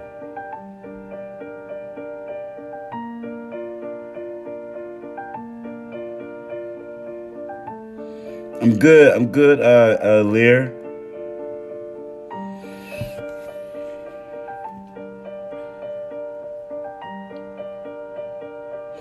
Damn thing be working too good, y'all be burning my lip. This shit would not cool off, but it keeps the heat.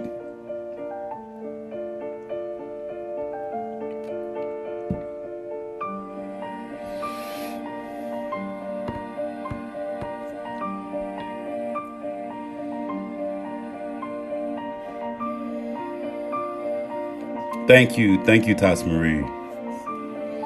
Y'all be saying some dope shit, y'all.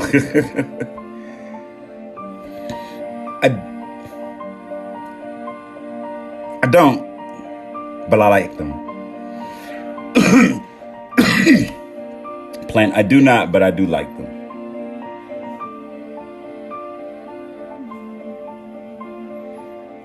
Yeah, oh snap, yeah, so I got these locked. Yo, I got a story to tell you, and then we'll talk. Yo, I forgot about this.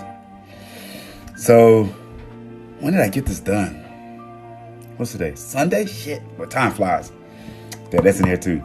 So I got these actually locked. These are dreads now. Like I actually, right? So I went inside the bar, because my son got his started, right? And so I go in there, my beard is picked out, and I was like, hey, how much for dreads, whatever. And they, they were talking price. And I said, can you do my beard? And they were just like, ha, ha, ha, ha. And I was just like, no, I'm for real. And it was just like, how? Like, how? And so I pulled out, one of the videos that I've done or whatever. And so the lady looked at it, and she was just like, right? This African lady. And so I was pretty shocked that no one has asked her, right? Like, who doesn't want to be the first one to have someone heard something?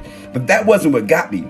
And so I showed it to them, and they still wasn't feeling it, right? So I was just like, I like it. Like, I don't care. I'm gonna like what I'm gonna like. But the lady that was doing it, she was just like enjoying and laughing and joking. And so when I showed her the first one, I did this, whatever. And when I showed her the first one, she was just like, okay. And so she was doing it, and she got to like right here. I don't know how she said it, but I was just like, can you lock it? Like, I want this to be permanent. Like, I want this. And she was like, you sure? Like, I was like, what's the worst that can happen? I don't like it, and I cut it. She was like, all right. And so as she was going, like all of a sudden she was in that mug doing her thing and everything. And before I saw it, she was looking at it, and she was just like, and they started speaking their language, and they all started smiling and laughing. And I hadn't, done a cleanup and everything. But what was so dope about it is that I kept saying to them, I think it's bathroom break for my boy. What's cool about it is that I kept saying, I was meditating, and I had this vision of my dreads, like gray, and just, it was dope. And they were like, must be a big vision. It must be a big dream. Must be a big dream. And this was before they did it. So when it was done, then their tone was like, man, that really is a dream. That really is a dream. And so, and my son was there the whole time watching it. So these are dreads now. These are locked in. Can't wash them and all that good stuff. But yeah, I'm not gonna cut this. This is it. But yeah, I forgot to. That's like. It happened Monday, maybe Tuesday. Maybe it was, I don't know. The days be kind of doing their thing. Thank you, Tara. I got some peppermint and I think chamomile. I should do some ginger tea. I haven't had ginger in a minute. Of course, Lear, there's time. What's up? Thank you, love. I appreciate that.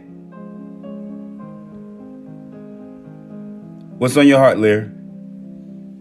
Can you close the door to the heart without closing out the person? Short answer, you do not.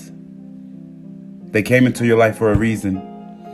And if you close your heart, that anything they did that was helpful for you, you'll never get a chance to see it. Because you didn't use your version or your vision of which you can see as love. They came into your life for a reason. I don't care how dark the memory it is. I don't care what happened. So if you close your heart on anybody in this world, anybody, you could block a person. You could lose a person. A person could be gone and they can still change your life through years to come. But if you close your door or if you close your heart on anybody, you literally are killing a piece of who you are. And so the reason why you are where you are this very moment is because of every single thing that every single person has ever done to you has affected you in some way, shape, form, or fashion. And so don't close the door. Shout out to Bruno Mars, leave the door open. You'll learn how to be more you, because after a while you get to be able to stand at your door and be like, nope, I let that person in last time. Nope. Nope, I know what this one. You can come in. You can come in. Nope, appreciate it. Last time it hurt. Can't do it no more. Right? And you get better at that. So you thank them for what they've taught you. And wave at them from your windows. Hey.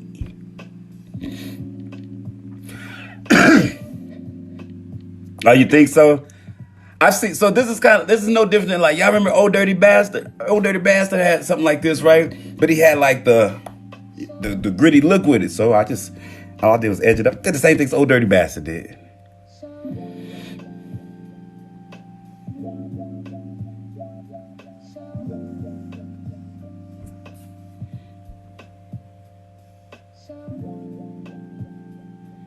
I can love you are from a distance. I hope so. Should never not love. Thank you, Tara. So I had a toxic relationship, but I had to learn to love myself. That's the lesson. There you go. Yep. Only you can change your perspective, and the best way to change any perspective is to apply love.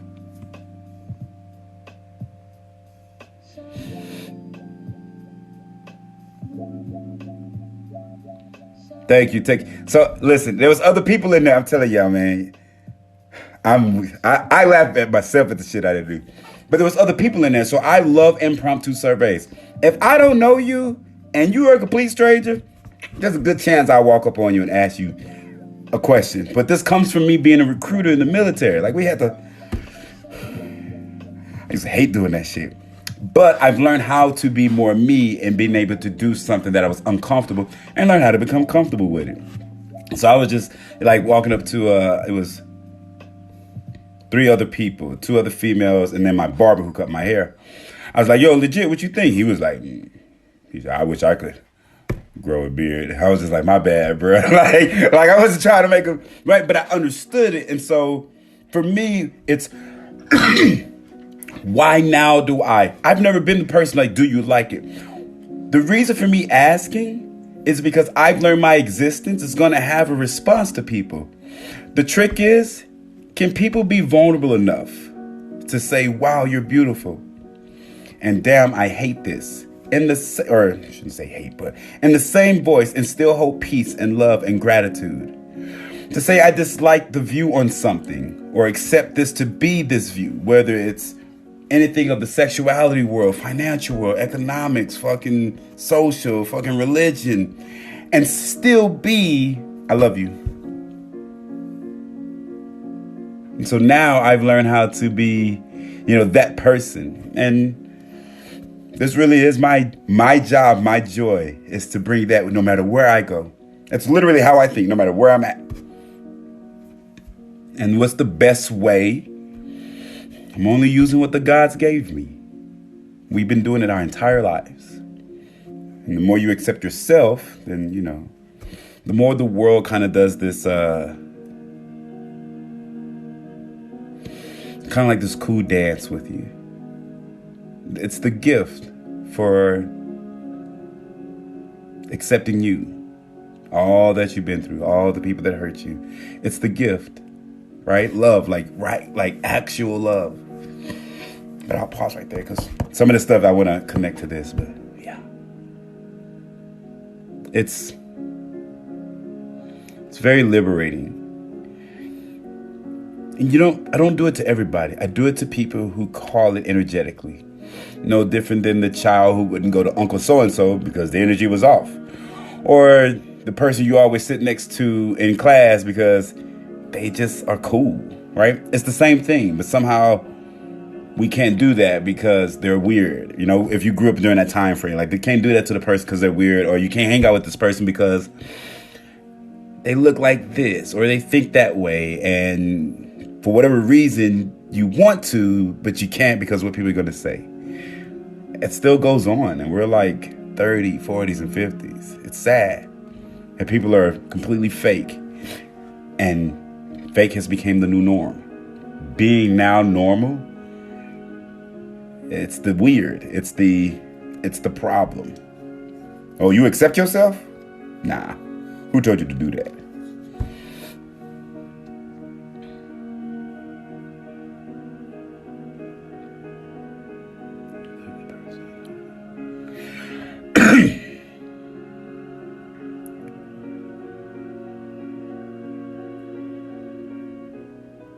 Oh, okay, I got you. I was like, what were we talking about? So let's remove the heart wall and allow spirit universe to protect you. Yes, I like that. Goal is to remove the heart wall and allow spirit universe to protect you. It's a relationship with the universe. God, Allah, Jesus, Buddha, Muhammad, yourself, grandma, whoever. The relationship with you. You can title you as God. You can title you as universe. You can title you as Mother Nature. You can title you as anybody. Anytime you think about something, I have a challenging question. Are you using the most loving thought that's humanly possible in your mind right now? I don't know. I'll tell you I am. That's about it. That's all I can tell you I am. Whether you are or not, it's totally up to you. And so you get that relationship on how you see everything and how you build that is the relationship that you literally have within yourself, loving yourself, things of that nature. You'll get spirit, God, fucking Mother Nature, bugs, snakes. I had a snake omen for those, snakes. That's a good omen. And it will all just kind of like, once again, that music, it fall in line with you. Like clockwork. I feel it. It's my ex birthday today, but he taught me a lot, even if it hurts. So, all right, let me tell y'all something. When y'all say the word ex, for me, it's not a bad thing. I just use it as a reference to communicate with people. In most cases, I just say a friend of mine. But when some people say ex, they mean like a bad thing, like my ex. I'm like, oh. Like, is this good or bad? Right? So when some people say ex, they like legitimately, I'm not always sure if that's, an ugly thing or uncomfortable thing. So is that good or bad there, Mary?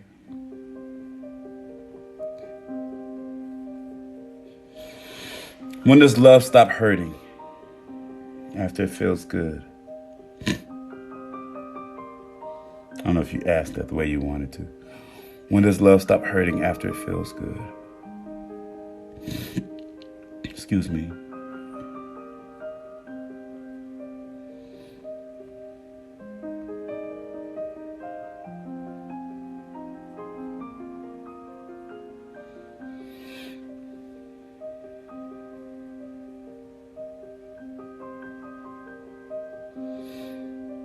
I got you, Tara. I'm sorry, love.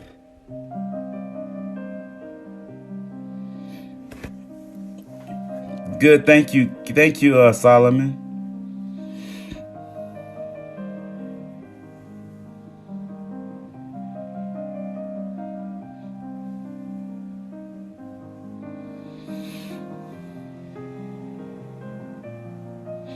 I know that words are also energy. They are.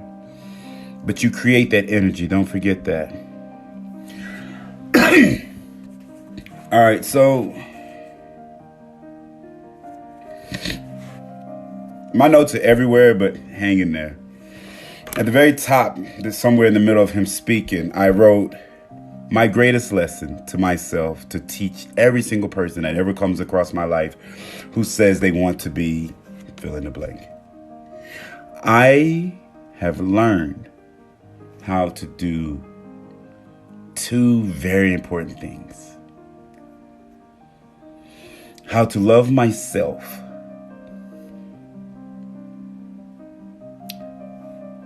and how to share my happiness. Give it a minute. I've learned how to love myself and share my happiness. Can you say you can do the same? If you can share your happiness, you can share it with anybody. But the only way to share your happiness, or to be able to share your happiness, is that you must learn what the fuck you like. So I've learned how to truly be just happy. Like putting dreads on my chin. By being loving to myself, it allows me to communicate lovingly, happily, energetically to those around me. And so here's a tip. If you are not loving yourself energetically, I don't really know until you interact with me.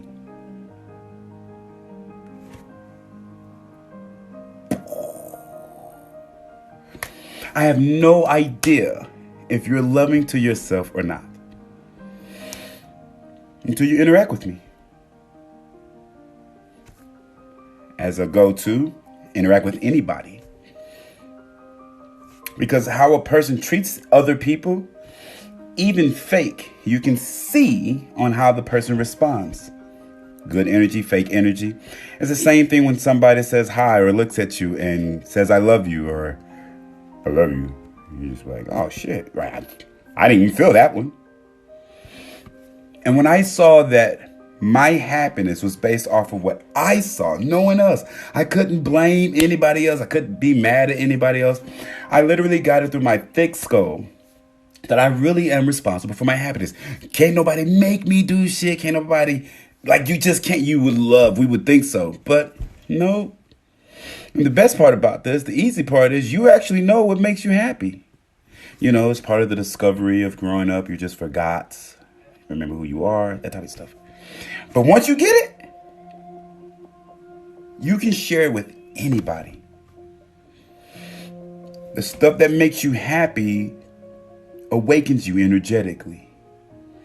And so that energy rises, or whatever thing that is that makes you happy. And that energy gets sent out. That energy gets sent out and felt amongst other people who resonate at that energy, or what we call vibes and frequencies. when I saw that me sharing the things that I enjoy with people who knew how to take accountability for their own actions and their own happiness, my life changed. Like, really quick. Because you don't, for those who've been, you can't do fake. It'll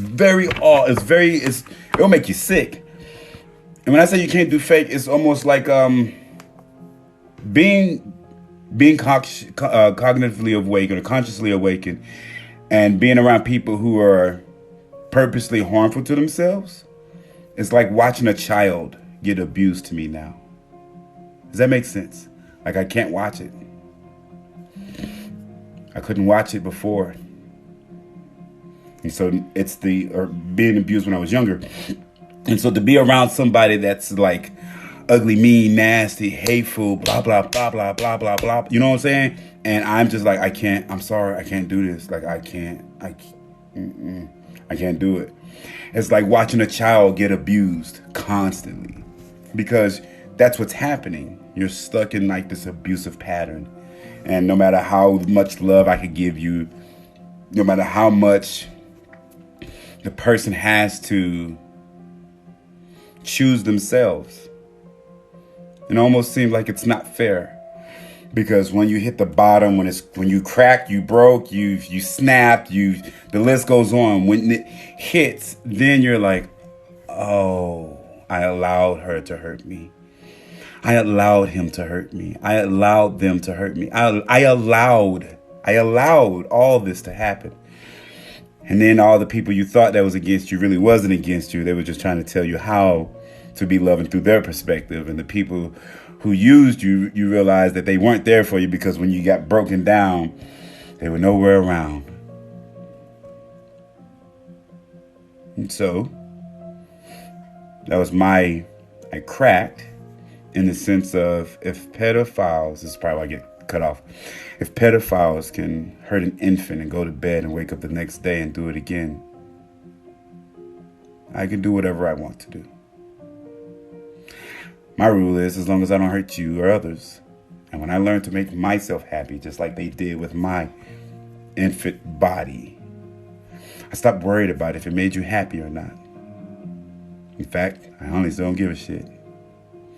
But if we happen to align with each other, you grown. Do what you want to do. And so when you get to that, then you get to be peaceful, and you get to send that energy out. And that's the energy you become surrounded with. So my greatest lesson is that I've learned how to love myself. What makes or inspires or what I think, right, will make me happy. And I've learned how to share it. And you can share it with everybody. Your love. Remember when he said joyful people, life is short? Remember that? What's the joyful people time, for life? And then miserable people, they say time is very, it's like, oh, this is so sucky. Misery loves company, things of that nature. You ever heard time flies? It's the same thing. I couldn't tell you how long I've been on live. I don't know how long I've been talking. I'm telling you, I have no clue. And when my friends are here, or I'm, in that type of, right? Like, if I'm ever time to talk, what?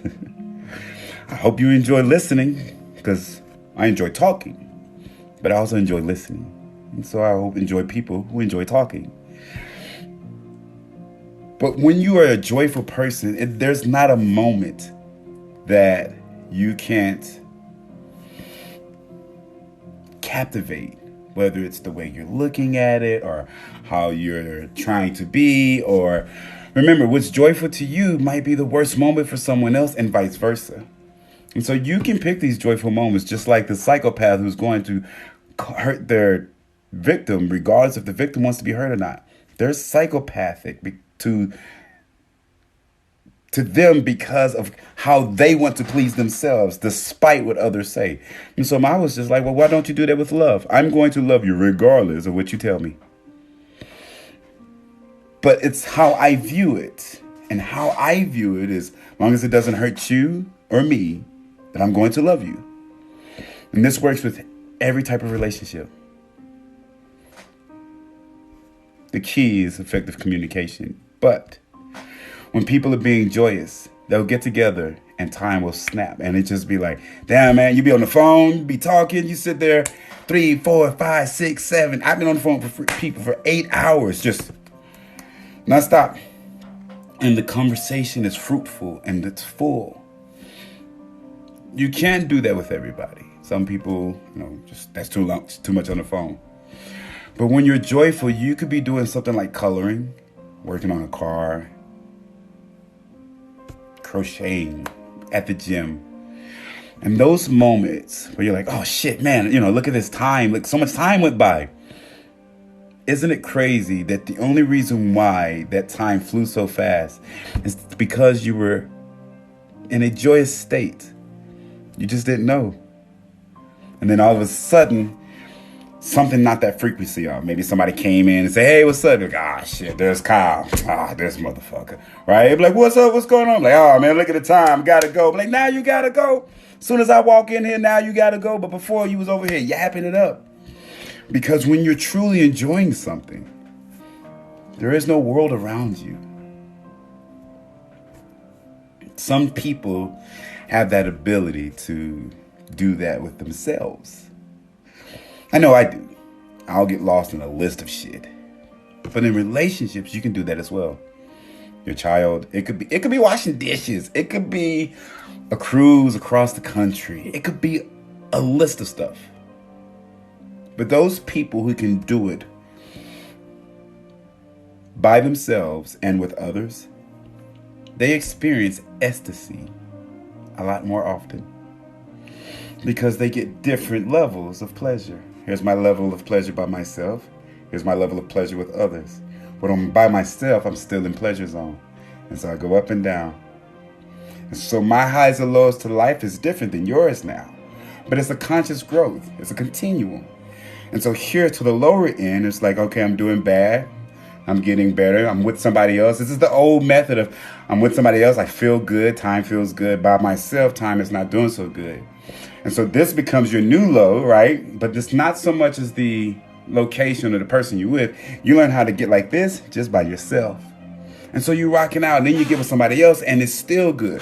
And so you have this blissful, right? But it's all centered, mind, body, and soul. By myself, with you all. It doesn't matter. I'm this fucking excited at all times. That's new. Maybe the last 2 years. Even a sad moment, there's still the same level. Because I know that, and this is going to not fearing to suffer. I don't fear shit anymore. When I say I don't fear stuff, it's more so of, if somebody says, Kyle, you can die out there. I'm like, yeah, I know. You scared? Like, scared like a motherfucker. You still doing it? Uh-huh. Yeah. I've suffered through so much shit. I don't think that this is I don't think this thing that I'm trying to do right here is what's going to take me out. But I've survived so much that I'm interested enough to see, just to see if what I want lies upon that because it's something I desire. So I'm going to go for it. And I'm going to put my fucking heart in it. But because of the suffering of the things that have happened when I was a young kid, when I was a teenager, foster care, adoption, Marine Corps, blah, blah, blah, blah. I survived all that shit. You survived all the stuff you survived. And so now here you are. Here's this moment. And somebody tells you, hey, that's going to hurt. I hope you can remember these words. How much shit have you gone through that you didn't want to go through? It fucking hurt. Then this is not going to hurt. Because this is something you want to do. This is something that it looks painful to everybody else. But remember, when you're having fun, that moment that looks like pain is joyous to you. And so then you start hearing shit like, wow, you're so strong. And you're like, I don't know what you're talking about. When you no longer fear suffering, whether it's suffering or an obstacle, you start to realize that the reason why you don't fear suffering is because you've suffered through so much and you've made it through so much in your life that this has become a blueprint on how to avoid suffering and how to survive it because you've been through it. So if you ever had to experience again from the past experience, shout out to all the exes and the ones who couldn't make it, right? Shout out to all issues that try to break you, right? Because you've learned from that. Now it's become a part of the blueprint. Build you up, have exterior strength, all that good stuff. And so that so-called situation you get with your significant other, like, oh man, we got to eat tomatoes. And you're like, listen, when I was 2, I'll tell you about these tomatoes I used to eat. And they'd be like, you've eaten tomatoes before? I'm like, yeah, I've eaten tomatoes before. I'm like, I'm scared to eat tomatoes. And I know I'm using tomatoes, but I need you to get to see it. Because to them, they've never fucking ate a tomato. And here you are, it's just tomato and the blood. And it's just, and they're just like, wow, that's crazy. And you're just like, it's just a tomato. That's the power of not fearing suffering anymore. I don't give a shit what's out there. I survived so much shit, I'm sure I can survive that too. Hold my beer or whatever the fuck you do. Right? So do not fear suffering at all. Ever. Take a breath.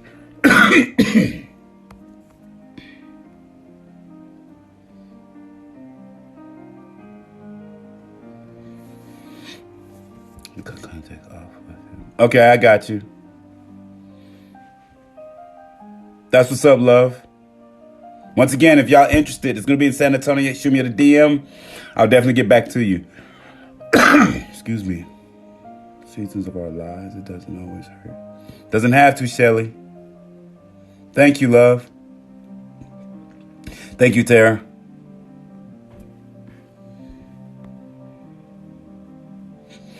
Trust that feeling. Thank you, Tara. Excuse me, y'all. That's why I love to be me. And you should always be.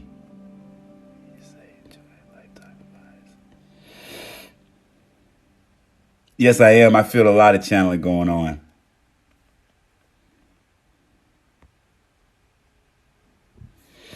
I've never done a cruise by myself, but I definitely would like to. I like to do shit by myself because I never feel by myself. I'm telling y'all, when you're abused, kid,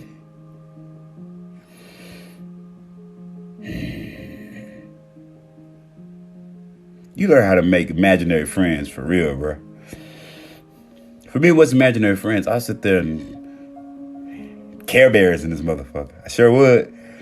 I've always been in uncomfortable places, so I always had to create something and always see it a different way.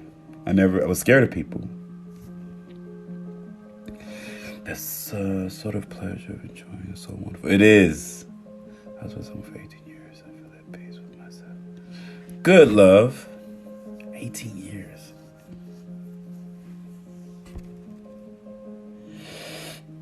Never been with anybody that long.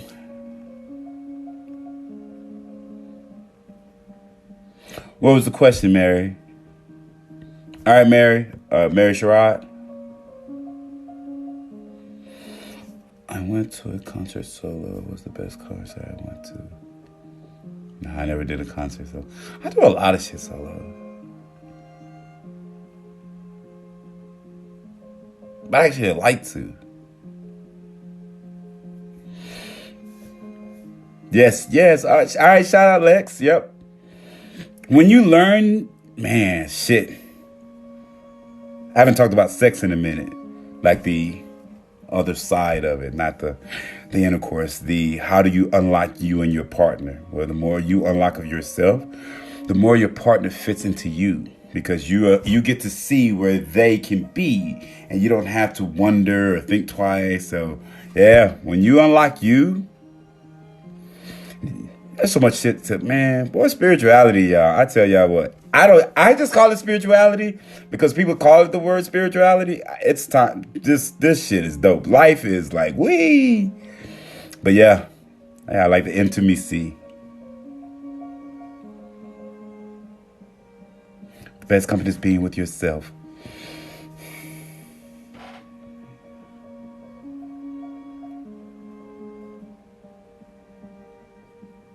Yeah.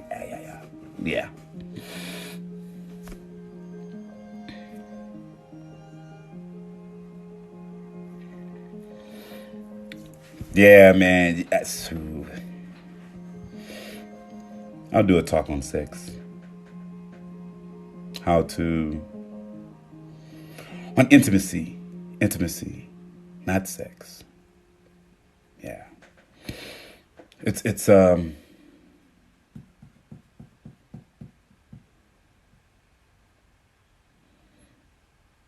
I've learned intimacy in a lot of different ways.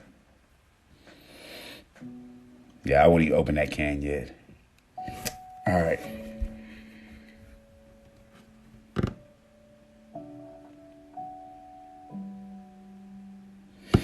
He said something about the mango tree. So this is how I summed it up.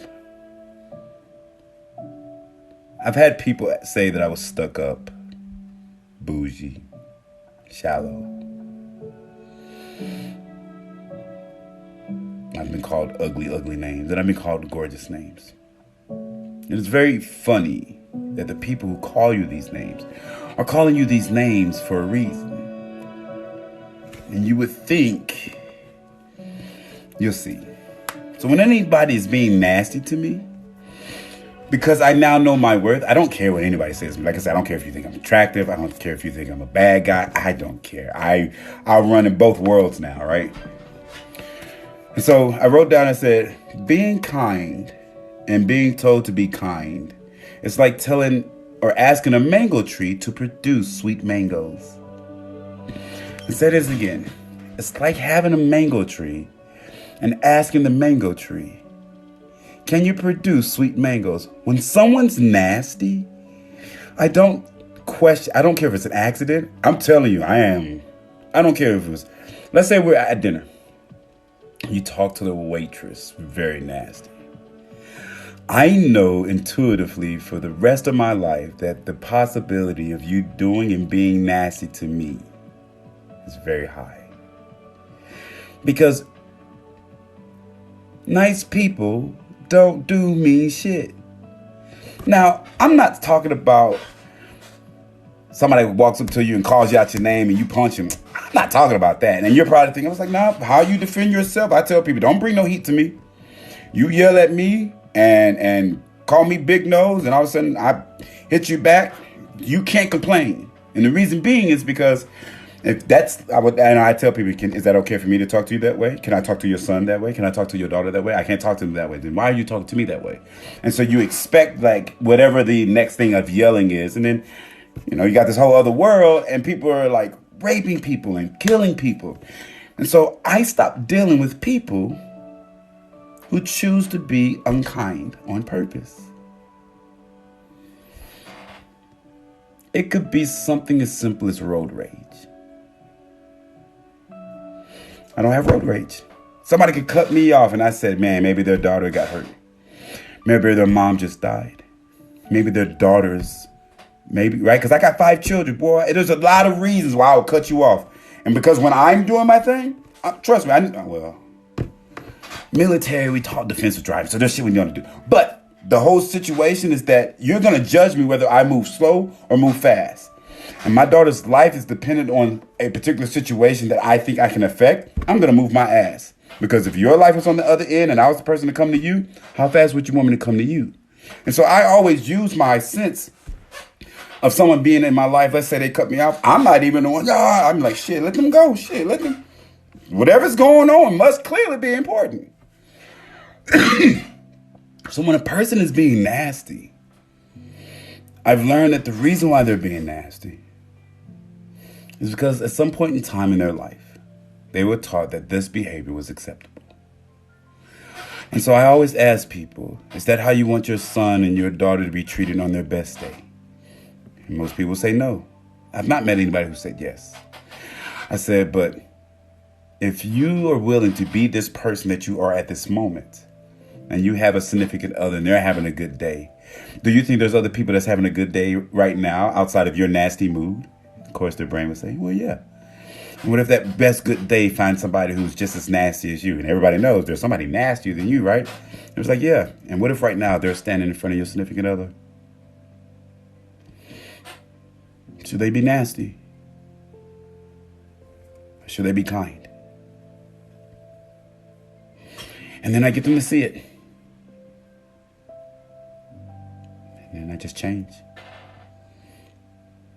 Because I would never hurt you.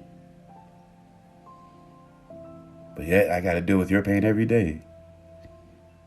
It took me a long time to know that you don't have to ask people who are loving to be loving. They just are. You don't have to wonder about it. You don't have to work harder. You could be legit a piece of shit and they'll love you batshit crazy. Or you could be so-called perfect and they still call you out your name the next 5 seconds. And so if you got to ask somebody to be nice, you might want to ask why they're in your life. Yeah?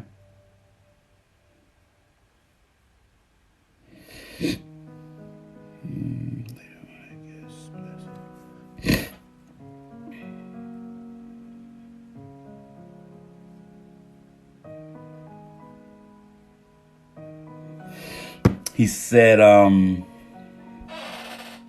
thank you for the gifts, love. He said that the thing you thought was a bad thing today will be later on a blessing for you, whether it's tomorrow or 10 years from me. And I know for me personally, there are things that have happened in the past that I wish would have happened. And now that I'm older, I'm like, I'm glad that didn't happen, right? Or, I wish I didn't get a divorce. Time goes on, things happen. But if I didn't, I would have never met the people thereafter. There's a sweet spot. It's very odd. But you got to learn how to be literally always there in the now. I could complain about my past, about my ex-wife. Or I could be thankful for the things I've been through to find the women and to even create the children that I have now because of that divorce. So was divorce a bad thing? Or was it something that was in divine truth to be designed outside of my control? It doesn't matter how we look at it. You get to choose to be loving for that time frame.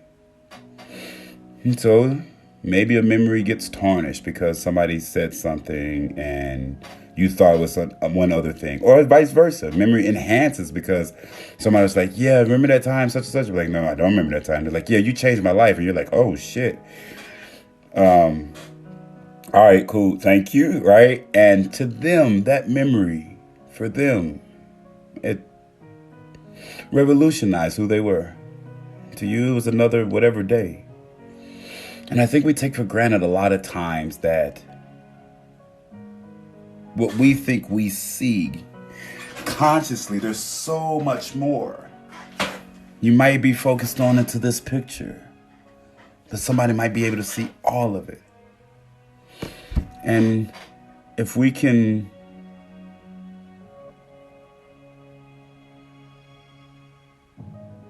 slow down the divorce, the screaming, the fighting, the lovemaking. Like slow it all down, like everything, and just look at it.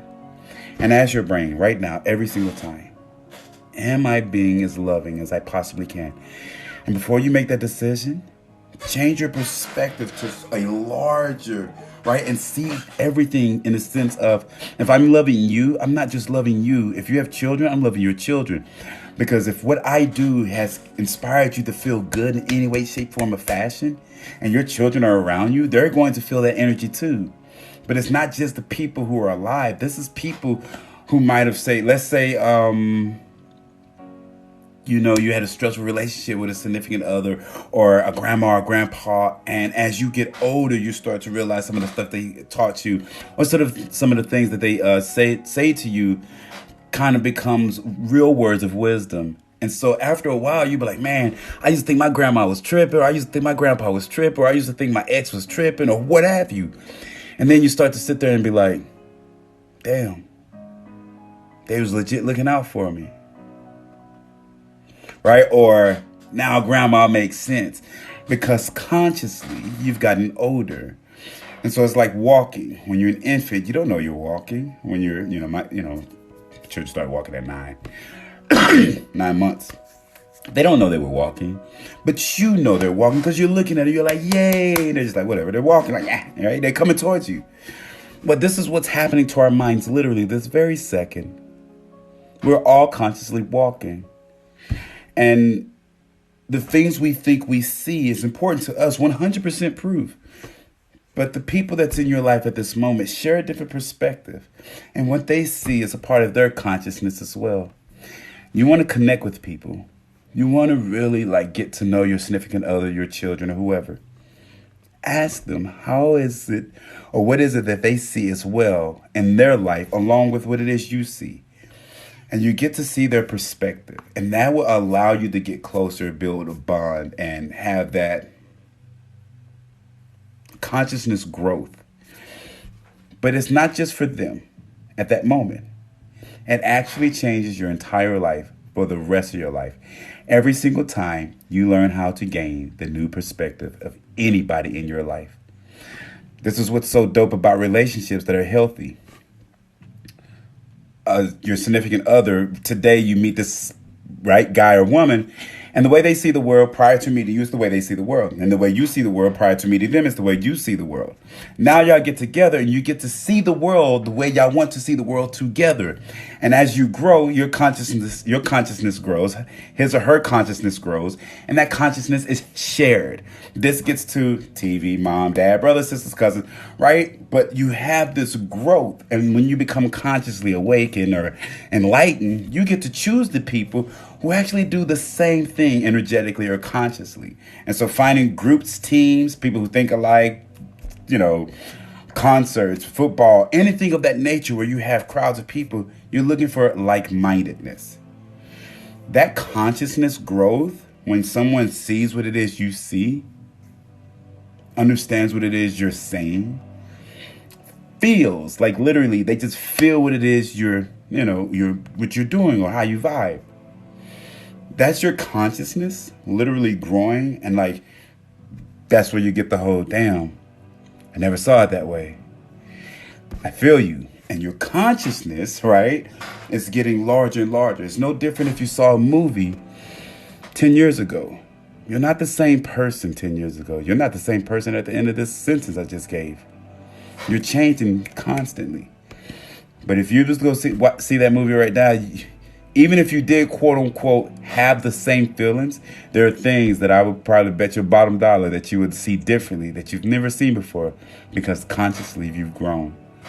In our relationships, in our lives, when we look at things in our memory, try your best not to look at it in just such a minute detail or just a small section of it. To you, you see that person.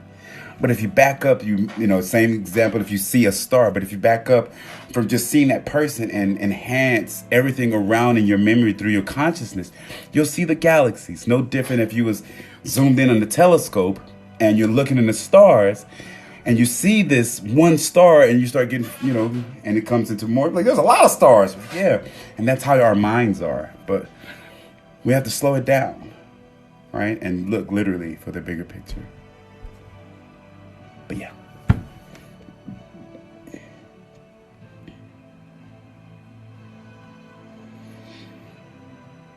I think that's it.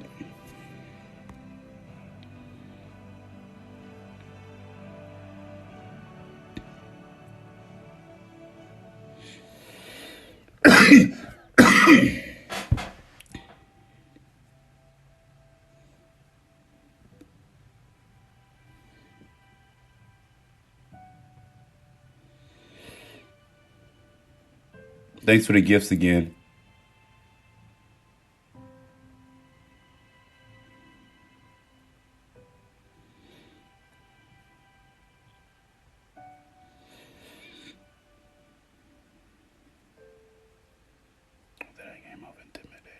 I think I missed something, Mary.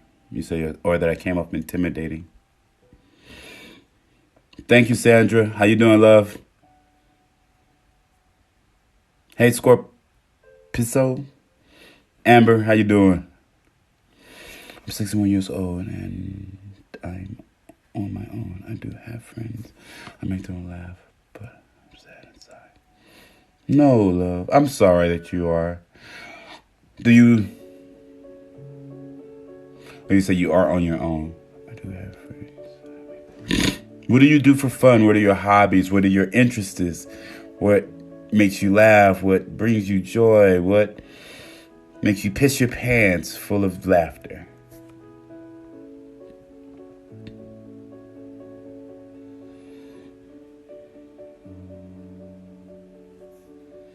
I've never got to find that love of my life. For I look after my mother until she died. Excuse me. I'm sorry, Sandra.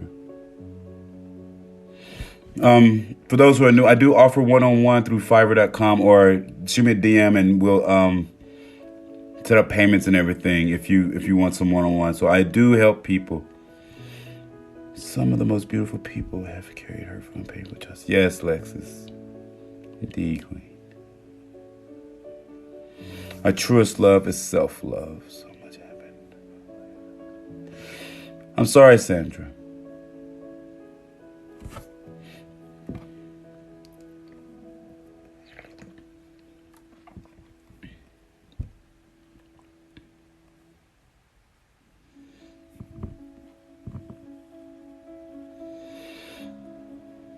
How do you love myself? How do I love myself?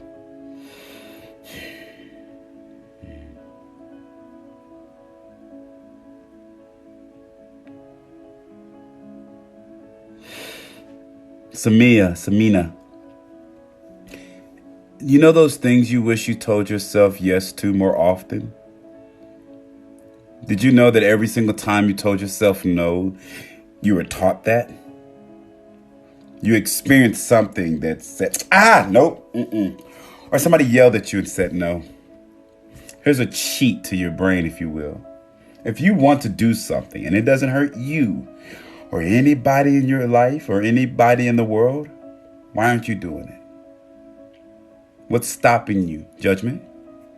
Too old? Too fast? Too slow? Too tall? Too skinny? Too thick? Too fat? Too small? Did I say too small? When we want to do something, it kind of sneaks up on like, ooh, that sounds like fun. But if you ever find yourself like, I shouldn't do that, that's not you. How do I know that? A 2-year-old doesn't sit there and contemplate if they should eat the cookie or not. They just eat the goddamn cookie. If it's in range, they going for that cookie. My children will, right? They would listen if I told them not to. But intuitively, they wanted that goddamn cookie. You can see it in their eye, like, I don't touch that cookie. Like, why can't I touch that cookie? So, we do that to ourselves all the time. It's for the silliest shit. It could be something that's used in a bath. You could be reading a book, and you could be, I check this out. You could be reading a book, and you'll say, all right, I'm going to get to the next chapter, then I'm going to use the bathroom. But you got to pee right the fuck now. You should actually stop reading and go use the bathroom. Whatever brings you the greatest amount of pleasure, that's what you should do each and every single time. As long as it doesn't hurt you or anybody you know, or anybody else. You start there and Xing out the voices of others and using that as just a platform. Just call this the discovery stage. And for a week straight, just see how many things you told yourself no to that you actually really wanted to do, and it doesn't hurt you or anybody else. That's a good step into loving yourself.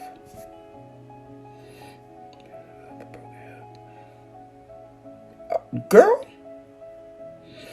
you over there. I'm gonna need you to be careful there, Sandra. Like, are you straight? Okay. Hey, Gladiator. Hey, Grace. Thank you, Exquisite.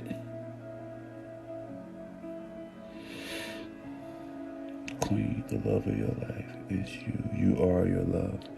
I'm with it, Lexus. Yes, you are your love. That discovery stage makes you say, damn, I've always done this. Yep, sure have. Yep, sure have. Yep, you've never not loved yourself. But we start to invest into the voices of others who say, that's not cool. That's stupid. Don't do that. That's not for, right? And you get all these things. There's a whole bunch of shit. I do so much shit, y'all.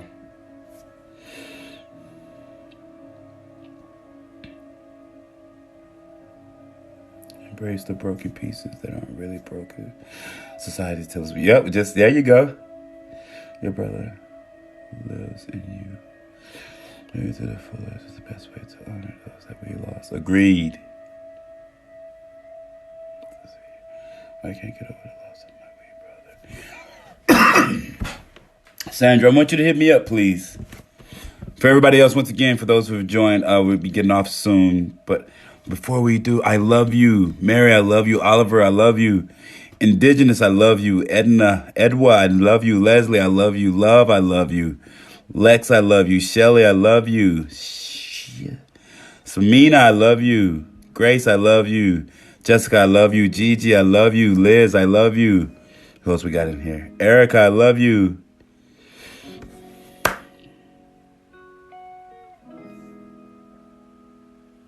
If you're serious and you want to attend hashtag USELOVEFIRST first assemble, it will be in San Antonio, April 16th. Shoot me a DM. It's first come, first serve. This is the first one, so I'm sure there's a whole bunch of different ways to move certain things, but I'm really excited. So I will not be going live. I thought about it. I might record it. Yeah, I think I will record it. But if you got any questions, definitely hit me up. Fiverr 101. Merch. All this is in the bio. That's it, Houston Talk. All this is in the bio. And if you do like the lives and this is your first time joining, I have more on YouTube. Just type in hashtag USELOVEFIRST. And that's for all of my social media is hashtag USELOVEFIRST. I'm more active on here and YouTube, but most of the stuff is like kind of recycled. I don't put anything new on anything else. TikTok gets all the new stuff, and then YouTube. But I love you all. I appreciate y'all hanging out with me, and we're gonna do our meditation. Indeed, love you, makeup. Appreciate it, lava. Thank you, Indigenous. Pick out all those damaged places and sit. Shadow work. Yeah, Shima, if you're in there, shadow work, queen. I wish I could leave the country. Excuse me. I'm in there or something, just like that. Wait, you're in Germany, right? Can we travel to Canada? I don't know what's going on. Can we travel to Canada? I know I sold a shirt, and then they blocked it because it was going to Canada. And it went out. I want to say it went out. I hope it went out.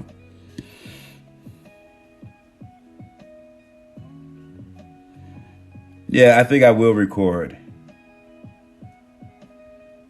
Or get a camcorder with. Right? It's just, you can't do it on live. From whether it's smoking or drink. I don't like getting, that's annoying. So I might record. I got to check out YouTube's guidelines. I like where this is going, y'all. I like where this is going. Y'all gonna meditate? Let's go do this.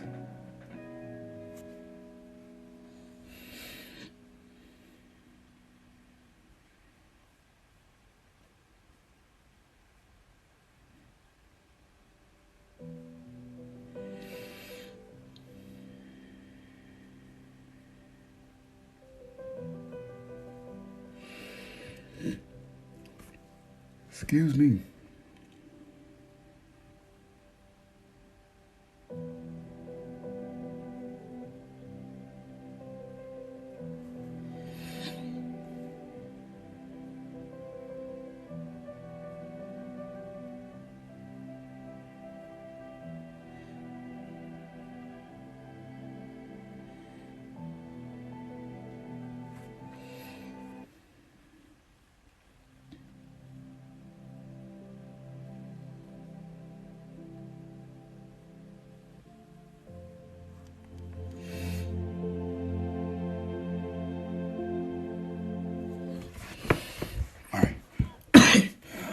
And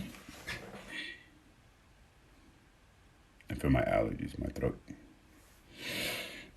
getting tight. All right, so for those who have not meditated before, just close your eyes, lay down, or sit down. And the trick to meditation is not to like focus on just one thing. It's kind of more like let all your thoughts flow. There are no bad thoughts. There are no good thoughts. Literally, your actions are the ones that determines if you are this good or bad person. And so instead, you utilize your thoughts so that you can make the best decisions, good or bad, and see your thoughts all the way through.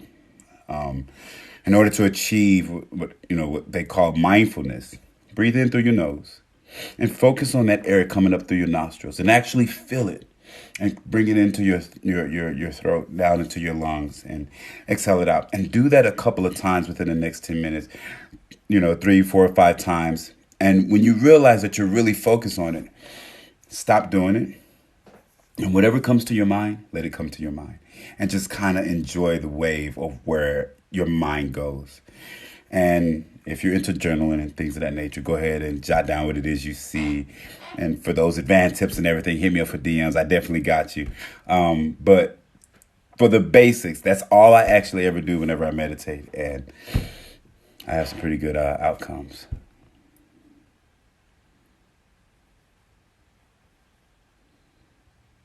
Thank you, Mary.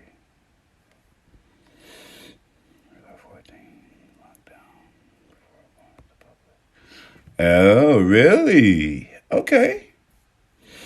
14-day lockdown. Yeah, I might have to take that trip by myself. I don't know if everybody's gonna, we'll see. Hopefully you enjoyed it, Anna. Welcome to the party. Hey, Tina. Yep, I'm about to hop off. We're gonna have some shrimp and grits. What y'all know about shrimp and grits? What y'all do grits with sugar and butter or salt? Sugar and butter or salt and pepper? I like it with both. I've done both. But I know out here in Texas, not everybody down for that salt and pepper on some damn grits. So a lot of us. I was raised on sugar and butter. So the first time I had salt and pepper on grits, I was like, "The is this?" Yep, yeah, lava monster. I'm about to. We're gonna do a meditation right now. Sure is. Yeah, I'm salt and pepper. Yeah, now I do salt. I'm sugar and butter, but I do salt and pepper and cheese. It is good. Had it with fish before, and yeah, it's pretty dope. All right, so we're about to meditate right now, and I'm just gonna set the alarm for 10 minutes. If you leave, I love you. If you are here when you come, when we're done, I was gonna say something. I can't remember. If you're here when I'm done. Oh, appreciate y'all hanging out with me. And damn it, there's something I wanted to say. Shirts, bells, San Antonio.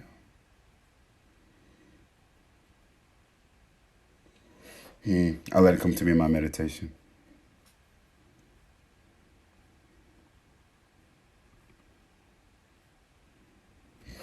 Ready? You're all welcome. Well, I mean, I'll still be around.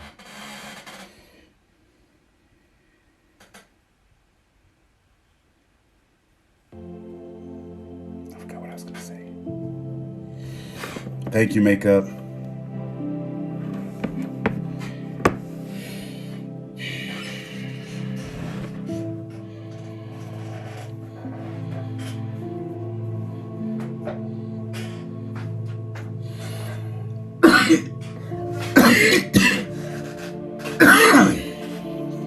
Excuse me.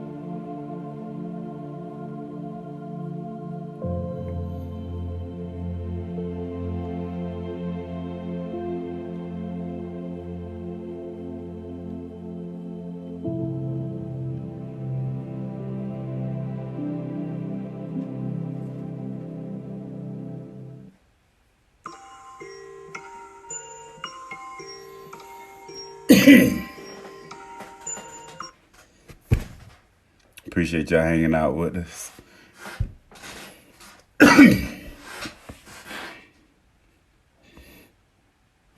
All right, y'all. Be easy.